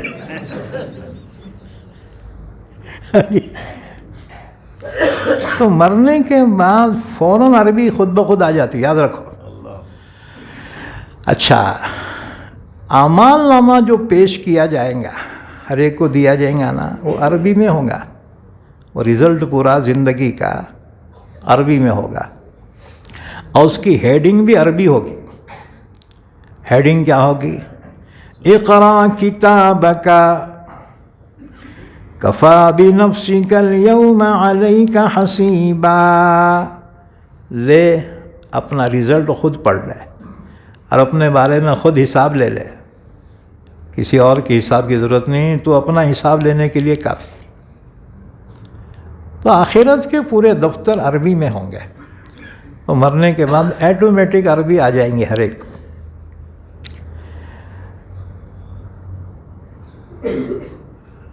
وَقَاتِلُوهُمْ حَتَّى لَا تَكُونَ فِتْنَةٌ وَيَكُونَ الدِّينُ لِلَّهِ، اور تم لڑو ان سے یہاں تک کہ فتنہ باقی نہ رہے، یعنی اس سرزمین پاک پر کفر اور شرک باقی نہ رہے۔ اسی وجہ سے اللہ کے رسول نے سن 8 ہجری میں مکے کو فتح فرمایا، اور سب سے پہلا کام یہ کیا، جتنے بت رکھے ہوئے تھے کعبے کے اندر باہر، اللہ کے نبی نے حکم دیا سب کو لے جا کے اچھا ٹھیچ کے پھوڑ دو بیٹوں کو۔ صحابہ سب کو نکال کے اچھا پھوڑ دیے۔ پھر حضور نے حکم دیا کہ کعبے کو دھو دیا جائے، تو صحابہ نے ڈور رسیوں سے زمزم کے کنویں سے پانی نکال کر کعبۃ اللہ کو غسل دیا۔ پھر حضور کو اطلاع دی، آپ اندر داخل ہوئے اور آپ نے 8 رکعت نماز پڑھی۔ یا تو یہ فتح مکہ کے شکرانے کی نماز تھی، یا یہ چاشت کی نماز تھی، بہرحال۔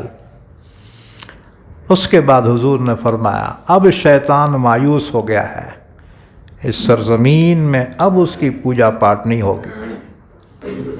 اس لیے عربوں میں لاکھ کمیاں کوتاہیاں ہوں، لیکن ایک خوبی ہے، عرب توحید کے ماننے والے ہیں، ہاں جی، موحد ہیں، لیکن اب کچھ دنوں سے تو وہ کفر کی طرف مائل ہو رہے ہیں، ہاں جی، اللہ انہیں ہدایت دے۔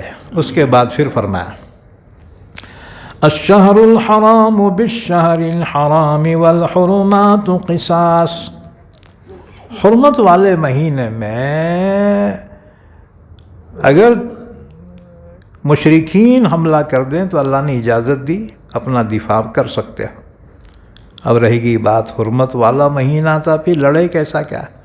اللہ نے فرمایا حرمت والے مہینوں میں بھی بدلہ ہے، جب انہوں نے خیال نہیں کیا تو تم اپنے بچاؤ میں تم ان سے مقابلہ کر سکتے ہو۔ فَمَنِ اعْتَدَىٰ عَلَيْكُمْ فَاعْتَدُوا عَلَيْهِ بِمِثْلِ مَا اعْتَدَىٰ عَلَيْكُمْ، اگر تم پہ کوئی زیادتی کرے تو اللہ نے اجازت دی اتنی ہی زیادتی تم بھی کر سکتے ہو۔ اس کو کہتے ہیں قصاص۔ قصاص درست ہے، انتقام درست ہے، لیکن اتنا ہی جتنا انہوں نے کیا ہے اتنا ہی کرو، زیادتی کرو گے تو تم ظالم ہو جاؤ گے۔ وَاتَّقُوا اللَّهَ، اللہ سے ڈرو، وَاعْلَمُوا أَنَّ اللَّهَ مَعَ الْمُتَّقِينَ، جان لو اللہ متقیوں کے ساتھ ہے۔ وَأَنفِقُوا فِي سَبِيلِ اللَّهِ، اللہ کی راہ میں خرچ کرو، جو بھی دینی کام ہے اس میں بخیلی نہ کرو، ہاں جی، کہیں مسجد تعمیر ہو رہی ہو اس میں بھی حصہ لو، جہاں دینی مدرسے میں بچے قرآن حدیث کی تعلیم حاصل کر رہے ہیں وہاں بھی خرچ کرو، بیواؤں کی مدد کرو، یتیموں کی مدد کرو، ہاں جی، غریبوں محتاجوں کی مدد کرو، کاروبار میں کوئی پریشان ہے، ہاں جی، اس کی مدد کرو۔ وَأَنفِقُوا فِي سَبِيلِ اللَّهِ، معلوم ہوا بخیلی اسلام میں اس کی گنجائش نہیں ہے، اور حدیث میں ہے بخیل جنت میں نہیں جائیں گا، ہاں جی، اس لیے اللہ کا دیا ہے، اللہ کے راہ میں دو، اللہ اور دیں گا۔ ہماری تھیوری یہ ہے خرچ کرے تو ختم ہو جاتا ہے، اللہ فرماتا نہیں، تم خرچ کرو اور دیتا ہوں، ہاں جی۔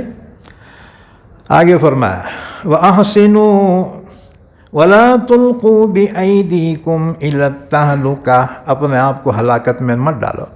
وَأَحْسِنُوا، احسان کرو، إِنَّ اللَّهَ يُحِبُّ الْمُحْسِنِينَ، بے شک اللہ احسان کرنے والوں کو پسند فرماتا ہے۔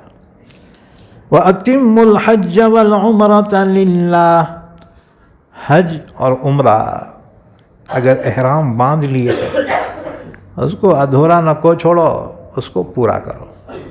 ہاں اگر ایمرجنسی ہو جائے، فَإِنْ أُحْصِرْتُمْ، اگر تم کو روک دیا جائے، یعنی اگر دشمن رکاوٹ پیدا کرے، اچانک جو ہے حالات بدل جائیں، پھر کیا کرنا ہے؟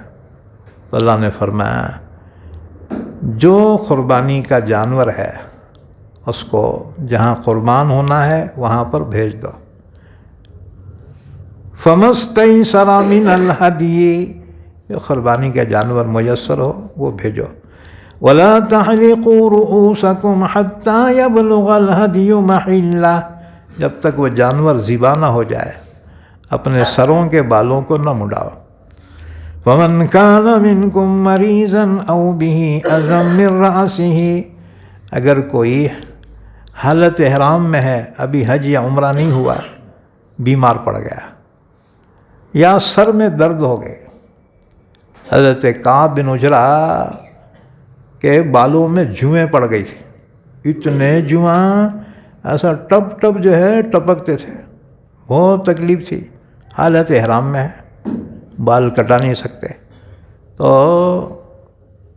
کچھ لوگ اٹھا کر ان کو حضور کے سامنے لے گئے، وہ دیکھا بہت تکلیف میں ہے، پہلے جواں بہت آتے تھے، ہاں جی، بالا میں کالے جواں، کپڑوں میں سفید جواں، ہاں جی، یہ عورتیں غیبت چغلیاں کر ہی نہیں سکتے تھے، اتنے جواں پڑتے تھے، ساس بہو کی جواں دیکھتے دیکھتے دن ہو جاتا تھا، وہاں ساساں کے جواں گنتے گنتے نکالتے ہوئے گنتی نہیں گزر جاتا تھا.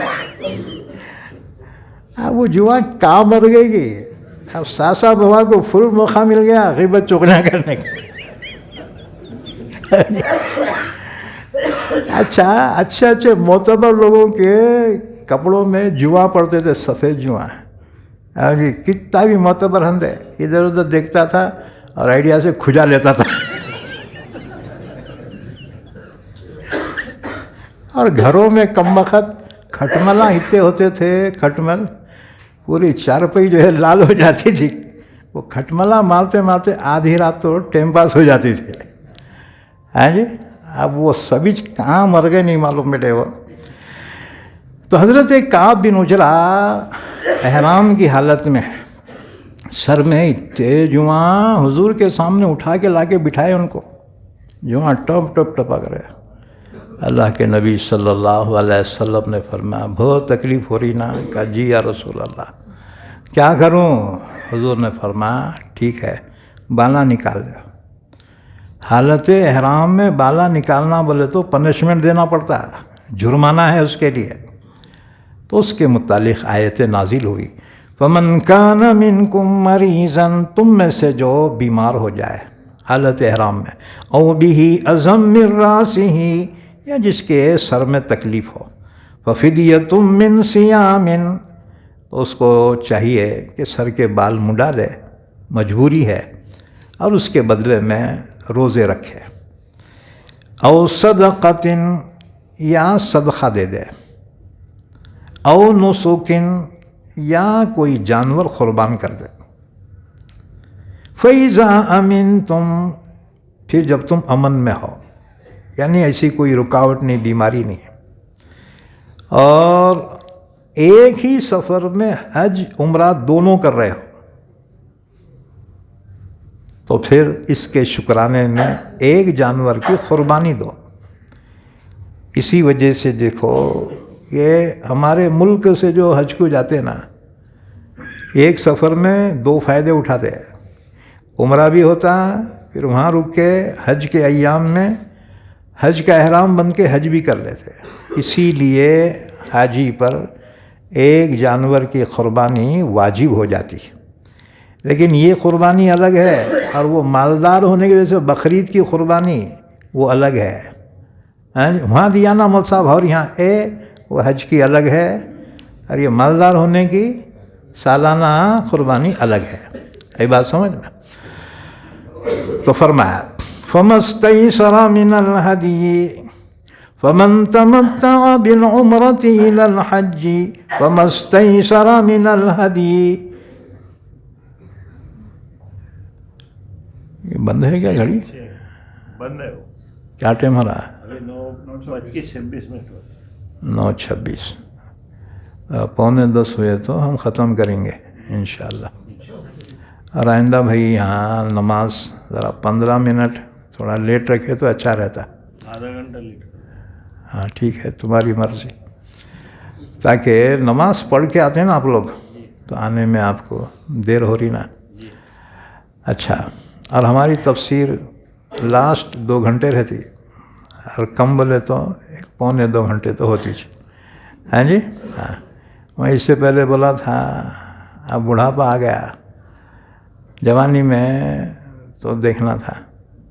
میں بتایا تھا ہمارے پاس شب معراج کے اندر بیان چل رہا تھا، سامنے گھڑی ایسی. اب میں تھک گیا، گھڑی دیکھا تو 10:10 ہو رہے. بولا اتنے جلدی کیسا تھکا؟ لوگوں سے پوچھا بھائی کیا ٹائم ہو رہا؟ لوگ بولے 2 کو 10 کم ہے مذہب.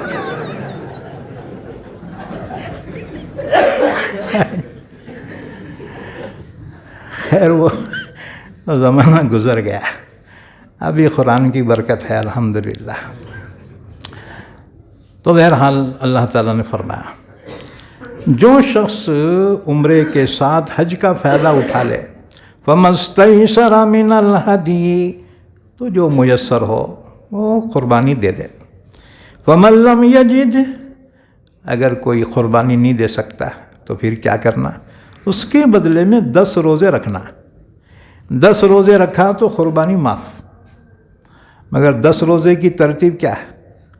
فصیام ثلاثۃ ایام فی الحج وسبعۃ اذا رجعتم، 3 روزے حج کے ایام میں رکھے اور باقی 7 واپس آنے کے بعد 7 رکھ لے، 3 اور 7 10، ٹوٹل مار کے دیے اللہ نے، تلک عشرۃ کاملہ، یہ ہو گئے پورے 10۔ لیکن اگر کوئی حج کے ایام میں روزے نہیں رکھ سکا تو پھر قربانی دینا ہی کمپلسری ہوگا۔ اچھا وہ 3 روزے کب رکھیں گا؟ کیونکہ 10 تاریخ کو ذی الحجہ کے روزہ نہیں رکھ سکتے، 10 11 12 13 یہ 4 دن روزے رکھنا جائز نہیں، اور رمضان کی عید میں بھی روزہ رکھنا جائز نہیں، سال بھر میں 5 دن روزہ رکھنا منع ہے۔ کیوں؟ ایام اکل و شرب، یہ 5 دنوں میں بندہ مہمان ہوتا ہے، اللہ میزبان ہوتا ہے۔ اللہ بولا زیادہ ہوشیاریاں نہ کو، روزے نہ کو رکھ، کھا، کیونکہ تو میرا مہمان ہے۔ اب کوئی تقوی کا حیضہ ہے، نہیں میں روزہ بھی رکھ سوں، فرشتے اتنے جوتے ماریں گے بیٹے اے تیرے دل سے نہیں ہے دین، دین وہی ہے جو اللہ کا حکم ہے، اللہ کے نبی کا طریقہ ہے۔ یہ 5 دن سال میں روزے رکھنا درست نہیں، تو اب یہ 3 روزے جو حج کے ایام میں رکھنا ہے تو کب سے شروع کرنا پڑیں گا؟ 7 8 9، 7 8 9 یہ 3 دن کے روزے رکھے اور 7 روزے واپس آنے کے بعد رکھ لے، تو قربانی کا جانور کی قربانی دینا اس سے معاف ہے۔ اور اگر یہ 3 دن نہیں ہو سکے ایام حج میں تو اب قربانی ہی دینا کمپلسری ہے۔ فرمایا فَمَن لَّمْ يَجِدْ فَصِيَامُ ثَلَاثَةِ أَيَّامٍ فِي الْحَجِّ وَسَبْعَةٍ إِذَا رَجَعْتُمْ تِلْكَ عَشَرَةٌ كَامِلَةٌ، جو قربانی نہیں دے سکے تو وہ 3 دن کے روزے رکھے ایام حج میں، اور 7 جب کہ تم واپس ہو جاؤ تب رکھے، یہ کل 10 روزے ہوئے۔ ذَلِكَ لِمَن لَّمْ يَكُنْ أَهْلُهُ حَاضِرِ الْمَسْجِدِ الْحَرَامِ، یہ قربانی کس پر ہے؟ جس کے گھر والے اور جس کا گھر مسجد حرام کے پاس نہ ہو، یعنی یہ باہر والوں کے لیے ہے۔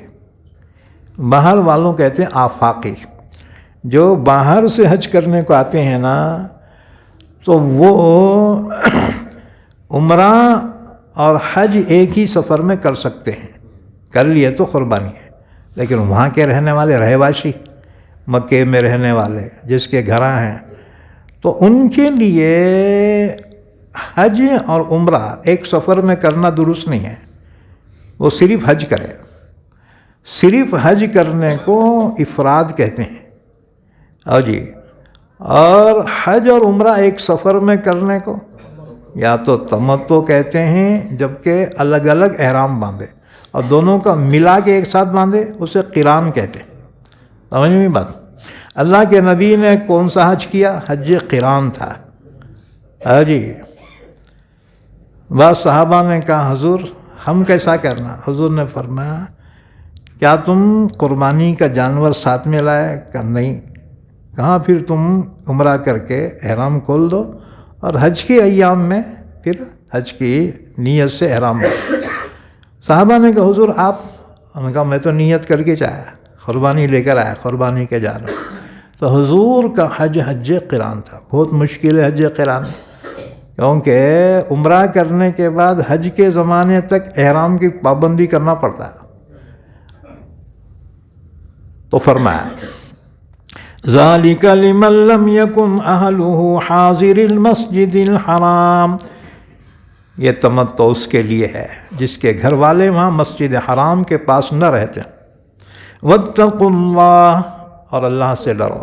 وَاعْلَمُوا أَنَّ اللَّهَ شَدِيدُ الْعِقَابِ، جان لو کہ اللہ سخت پکڑ کرنے والا ہے۔ الحج اشہر معلومات، حج کے چند مہینے مقرر ہیں۔ کیا مطلب؟ حج سال میں کبھی بھی نہیں ہوتا، عمرہ ہوتا ہے کبھی بھی، حج کے لیے مہینے مخصوص ہیں۔ کون سے مہینے ہیں وہ؟ شوال، ذی قعدہ، ذی الحجہ کے 10 دن۔ حالانکہ حج ہوتا ہے 5 دنوں میں صرف، ایام حج صرف 5 ہے۔ ذی الحجہ کے مہینے کی 8ویں، 9ویں، 10ویں، 11ویں اور 12ویں تاریخ، ایام حج 5 ہے۔ لیکن اگر کوئی شوال کے مہینے میں حج کا احرام باندھ لے اور حج کرے حج کے دنوں میں تو درست ہے۔ اگر کوئی رمضان میں بند لیا تو درست نہیں۔ تو شوال، ذی قعدہ اور ذی الحجہ کے شروع کے 10 دن، اس کو فرمایا الحج اشہر معلومات، حج کے مقررہ مہینے ہیں۔ فمن فرض فیہن الحج، جو ان دنوں میں اپنے اوپر حج کو فرض کر لے، یعنی اس کا احرام باندھ لے۔ اب اس کی پابندیاں، کیا پابندی؟ فلا رفث، میاں بیوی کے تعلق قائم نہ کرے، نہ اس کے باتاں کرے، ہے جی، ولا فسوق، اور کوئی گناہ نہ کرے۔ یہاں گناہ سے مراد عام گناہ تو کبھی بھی نہیں کرنے کا، لیکن احرام باندھ کے کون سا گناہ نہ کرے؟ جس سے احرام ٹوٹ جاتا ہے، ایسے کام نہ کرے۔ مثلا احرام باندھنے کے بعد بال نہ مڈائے، یہ حکم مرد اور عورت دونوں کے لیے۔ نمبر 2، خوشبو نہ لگائے۔ نمبر 3، ناخن نہ کاٹے۔ نمبر 4، مرد سلے ہوئے کپڑے نہ پہنے، عورت پہن سکتی۔ اسی طرح سے مرد اپنے ٹخنے کھلے رکھے، ہاں جی، شوز نہیں پہن سکتے، عورت پہن سکتی۔ اسی طرح سے مرد اپنے سر کو کھلا رکھے، ڈھانپ نہیں سکتا۔ اور اسی طرح سے مرد عورت دونوں چہرے کو نہ ڈھانپے۔ نقاب کے واسطے کیا کرنا؟ وہ کیپ پہن لیے، اس کے اوپر سے نقاب ڈال لیے تو چہرے کو کپڑا نہیں لگتا۔ اسی طرح سے نکاح کی باتیں نہ کرے، نکاح نہ کرے، یہ احرام کی پابندیاں ہیں۔ ولا جدال فی الحج، ایکسٹرا ایک بات اور کہی اللہ نے، حاجی حج میں جھگڑا نہ کو کر۔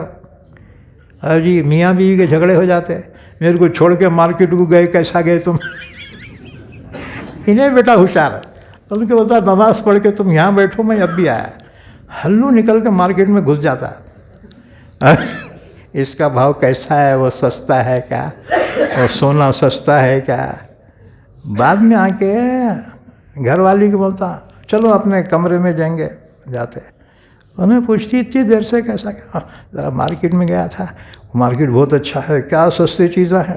اب عورت جو ہے اس کی پھر جاتی نا، میرے کو چھوڑ کے گیج کیسا کیا، اتنے دور سے یہاں لائے میرے کو۔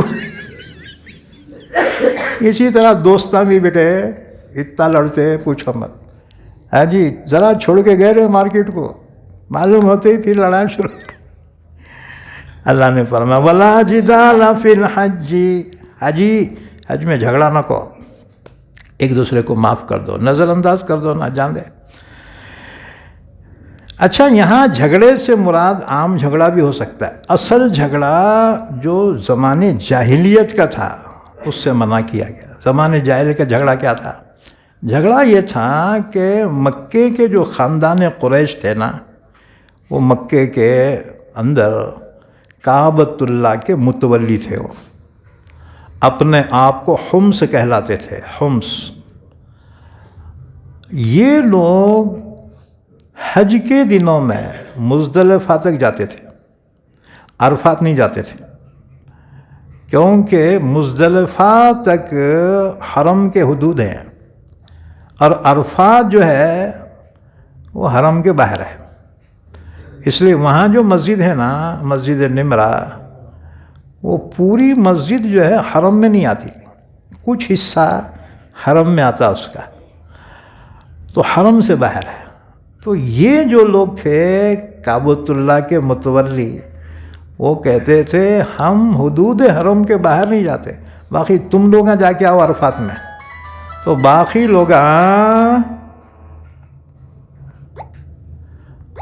لوگ عرفات میں جاتے تھے، اور یہ بیٹے مزدلفہ میں رک جاتے تھے، کہتے تھے ہم سے ہیں، ہم متولی ہیں، ہم نہیں جاتے۔ اب وہ لوگ وہاں سے آنا، پھر ان کے ساتھ ریٹرن ہوتے تھے۔ ایک جھگڑا یہ تھا۔ اسی طرح سے اور بھی پرانے جھگڑے تھے ان کے جاہلیت کے۔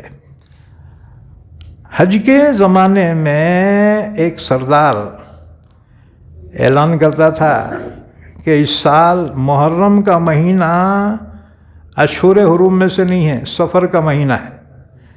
تو محرم کے مہینے میں لڑائیں کرتے تھے، سفر کے مہینے میں رک جاتے تھے۔ کسی سال اعلان کرتا تھا بھئی اس سال جو ہے محرم کا مہینہ وہ اشہر حرم میں سے ہے۔ تو یہ کئی جھگڑے تھے ان کے۔ حج 9 تاریخ کو ہوں گا کہ 10 تاریخ کو، یہ بھی ایک پرانا جھگڑا تھا۔ اللہ نے فرمایا کہ اپنے نبی کے ذریعے سے جو تمہیں حج کا طریقہ بیان کیا گیا ہے وہ طریقہ اختیار کرو۔ اسی لیے حضور جب حجۃ الوداع میں آئے، تقریباً 1,40,000 صحابیات حج میں آپ کے ساتھ تھے۔ آپ فرماتے تھے خذوا عنی، لوگوں مجھ سے حج کے طریقے سیکھو، مجھ سے حج سے طریقے سیکھو۔ تو اب فائنل ہو گیا، اللہ کے نبی نے جیسا حج کیا ہے وہی حج کرنا ہے، اور پرانے جھگڑے ختم۔ وَمَا تَفْعَلُوا مِنْ خَيْرٍ يَعْلَمُهُ اللَّهُ، جو کچھ نیک کام کرو گے نا اللہ اس کو جانتا ہے۔ وَتَزَوَّدُوا، حج کو جانے کا رہا تو ذرا توشہ پانی ساتھ میں لے کے جاؤ۔ آیت شریفہ کا شان نزول یہ ہے، یمن میں کچھ لوگ تھے اپنے آپ کو متوکلین کہلاتے تھے، خرچہ پانی کچھ نہیں، کھانے کو نہیں بیٹے، وہ جلالی فقیران جیسا نکل جاتے تھے، اور رستے میں لوگوں کے ناک میں دم کرتے، لاؤ جی ہم حرم کو جا رہے، لاؤ ہمارے کو کھانا کھلاؤ، لاؤ ہمارے کو چندہ دے۔ اچھا پھر مکے میں آ کر وہ وہاں کے خاندان قریش پہ بوجھ بن جاتے تھے، لاؤ جی ہم اللہ کے گھر کے مہمان ہیں، کھانا کھلاؤ، ہمارے کو کپڑے دو۔ لوگ تنگ آ گئے تھے جلالی فقیروں سے۔ اللہ نے آیت شریفہ نازل فرمائی، وَتَزَوَّدُوا فَإِنَّ خَيْرَ الزَّادِ التَّقْوَىٰ، حج کو جانے کا ہے نا توشہ لے لو۔ اب توشے کی ضرورت نہیں ہے، پیسے بھر دیے تو وہاں ہوٹلوں میں کھانا ملتا تمہارے کو، اور جی اور سواری کے پیسے بھر دیے تو انہوں جہازوں میں لے جاتے تمہارے کو۔ زاد اور راحلہ، حج میں 2 چیزیں ضروری ہیں، زاد یعنی توشہ، راحلہ بولے تو سواری وہاں تک جانے کی۔ فَإِنَّ خَيْرَ الزَّادِ التَّقْوَىٰ، بہترین توشہ تقویٰ ہے، پرہیزگاری۔ وَاتَّقُونِ يَا أُولِي الْأَلْبَابِ، اللہ نے فرمایا عقل مندو مجھ ہی سے ڈرو۔ لَيْسَ عَلَيْكُمْ جُنَاحٌ أَن تَبْتَغُوا فَضْلًا مِّن رَبِّكُمْ۔ اچھا لوگ بولتے ہیں حج کو گئے تو خالی عبادت کرنا، وہاں کچھ لینا نہیں دینا نہیں، تمہارا کون بولا؟ خرید و فروخت کر سکتے، عبادت کے وقت عبادت، باقی ٹائم ملا تو کیا کریں گے؟ خرید سکتے۔ کچھ لوگ حضور کے زمانے میں اونٹ حاجیوں کو کرائے پہ دیتے تھے، اس زمانے میں سواریاں نہیں تھی نا، اونٹ پہ حج کرتے تھے لوگ، تو وہ اونٹاں والے ان کو اونٹوں پہ بٹھا کے حج کراتے تھے اور کرائے کے پیسے لیتے تھے۔ انہوں نے حضور کے خدمت میں آ کر مسئلہ پوچھا، یا رسول اللہ صلی اللہ علیہ وسلم ہم اپنے اونٹ حاجیوں کو کرائے پر دیتے ہیں اور خود بھی ہم بھی احرام باندھ لیتے حج کا، کرائے کا کرایہ بھی ملتا اور حج کا حج بھی ہو جاتا ہے، حضور یہ حج صحیح ہے کیا؟ حضور نے فرمایا حج کی ارکان ادا کرتے ہو؟ کہ جی۔ فرمایا بے شک حج بھی ہوا، تجارت بھی ہو گئی تمہاری۔ تو معلوم ہوا وہاں جا کے خرید و فروخت کرنا کوئی حرام و ناجائز نہیں ہے۔ اسلام سنیاسی بننے کا حکم نہیں دیتا، عبادت کے وقت عبادت کرو، اور ٹائم ملا خرید و فروخت بھی کر سکتے ہو۔ تو فرمایا لیس علیکم جناح ان تبتغوا فضلا من ربکم، تم پر کوئی گناہ نہیں ہے کہ تم اپنے رب کی روزی تلاش کرو۔ فَإِذَا أَفَضْتُم مِّنْ عَرَفَاتٍ، جب عرفات سے تم لوٹو، فَاذْكُرُوا اللَّهَ عِندَ الْمَشْعَرِ الْحَرَامِ، دیکھو وقوف عرفائی حج ہے۔ اگر کوئی سب جگہ گیا اور عرفات نہیں گیا انہیں حج ہی نہیں ہوتا۔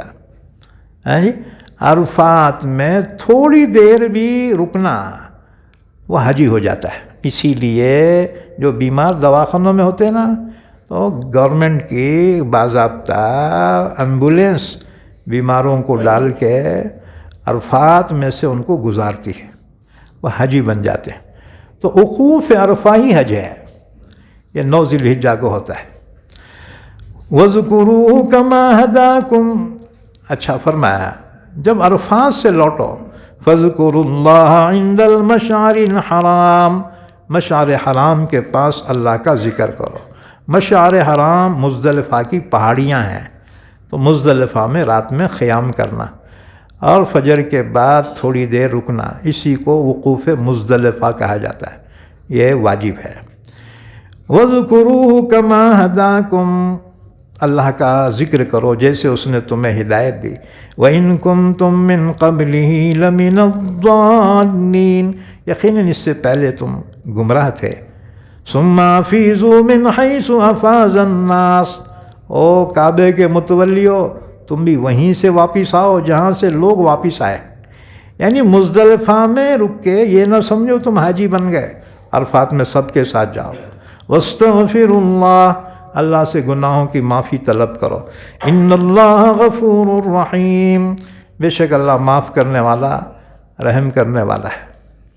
فَإِذَا قَضَيْتُم مَّنَاسِكَكُمْ فَاذْكُرُوا اللَّهَ كَذِكْرِكُمْ آبَاءَكُمْ أَوْ أَشَدَّ ذِكْرًا، جب مناسک حج ادا ہو جائے اب مینا جاؤ اور مینا میں اللہ کا ذکر کرو۔ زمانے جاہلیت میں یہ عرب کے مشرکین بھی حج کرتے تھے، انہوں کیا کرتے تھے، مینا میں مزدلفہ میں بڑے بڑے جلسے لیتے تھے، مشاعرے کرتے تھے، اور مشاعرے میں ہم اپنے باپ دادا کی تعریف، ہمارا باپ وہ تھا، وہ جنگ میں وہ مارا۔ اللہ نے فرمایا باپ دادا کی تعریفیں کرتے تھے نا، اب اللہ کی تعریف کرو اور اللہ کی تعریف زیادہ کرو۔ فَمِنَ النَّاسِ مَن يَقُولُ رَبَّنَا آتِنَا فِي الدُّنْيَا، بعض لوگ یوں دعا کرتے ہیں پروردگار جو دینا ہے دنیا میں دے دے۔ وَمَا لَهُ فِي الْآخِرَةِ مِنْ خَلَاقٍ، اللہ دنیا میں دیں گا، آخرت میں کوئی حصہ نہیں اس کا۔ وَمِنْهُمْ مَن يَقُولُ رَبَّنَا آتِنَا فِي الدُّنْيَا حَسَنَةً وَفِي الْآخِرَةِ حَسَنَةً وَقِنَا عَذَابَ النَّارِ، بعض یوں دعا کرتے اللہ ہمیں دنیا میں بھی بھلائی دے، آخرت میں بھی بھلائی دے، اور جہنم سے ہماری حفاظت فرما، جہنم سے بچا لے۔ یہ ہے وہ دعا جو ہر مسلمان فرض نماز کے بعد ضرور مانگتا ہے۔ اس دعا میں دنیا آخرت کی ساری نعمتیں آ گئی۔ اولئک لہم نصیب مما کسبوا، جو کچھ انہوں نے مانگا اللہ نے ان کو دے دیا۔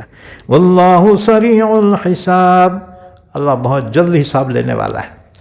واذکروا اللہ فی ایام معدودات، جب سب ہو گئے مناسک حج تو اب جو ہے تم کو مینا میں قیام کرنا ہے۔ مینا میں 11 اور 12 تاریخ کو وہیں پہ قیام کر کے تینوں شیطانوں کو کنکریاں مارنا، 7 کنکریاں۔ اگر کوئی 2 دن کی کنکریاں مار کر غروب سے پہلے مینا سے نکل گیا اور اگر غروب سے پہلے نکل نہیں سکا تو پھر رات میں وہاں ٹھہرنا پڑے گا، پھر 13 تاریخ کو صبح میں کنکریاں مار کر پھر وہاں سے جانا پڑے گا۔ اس کو فرمایا فمن تعجل فی یومین فلا اثم علیہ، جو جلدی سے پہلے 2 دن کنکریاں مار کے چلے گیا کوئی بات نہیں، ومن تأخر فلا اثم علیہ، اور جو تاخیر کرے اس پر بھی کوئی گناہ نہیں ہے، لمن اتقى، یہ سب اس کے لیے جو اللہ سے ڈرے، واتقوا اللہ واعلموا انکم الیہ تحشرون، اللہ سے ڈرو، جان لو کہ تم اسی کی طرف جمع کیے جاؤ گے، ایک دن اللہ کے سامنے حاضر ہونا ہے، اللہ کو جواب دینا ہے۔ الحمدللہ آج کی تلاوت کردہ آیتوں کی تفسیر مکمل ہو گئی۔ اللہ سے دعا ہے اللہ ہم سب کو قرآن کریم سمجھنے کی، عمل کرنے کی توفیق عطا فرمائے۔ درود شریف پڑھ لیں، دعا فرما لیں۔ اللہم صلی علی محمد وعلی آل محمد بارک وسلم، اے اللہ ہمارے گناہوں کو معاف فرما، خطاؤں سے درگزر فرما۔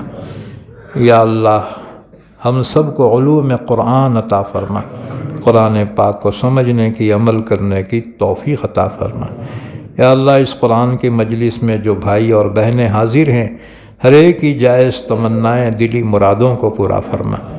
یا اللہ ہمارے مرحومین کی مغفرت فرما، سب کو جنت الفردوس عطا فرما۔ ہمارے بیماروں کو شفائے کامل عطا فرما، پریشان حالوں کی پریشانی دور فرما، حاجت مندوں کی حاجت روائی فرما، مقروضوں کے قرض کی ادائیگی کے فیصلے فرما۔ جب تک زندہ رکھ ہم تمام کو اسلام پر زندہ رکھ اور خاتمہ ایمان پر فرما۔ وصلی اللہ علی نبینا محمد وعلی آلہ وصحبہ اجمعین برحمتک یا ارحم الراحمین۔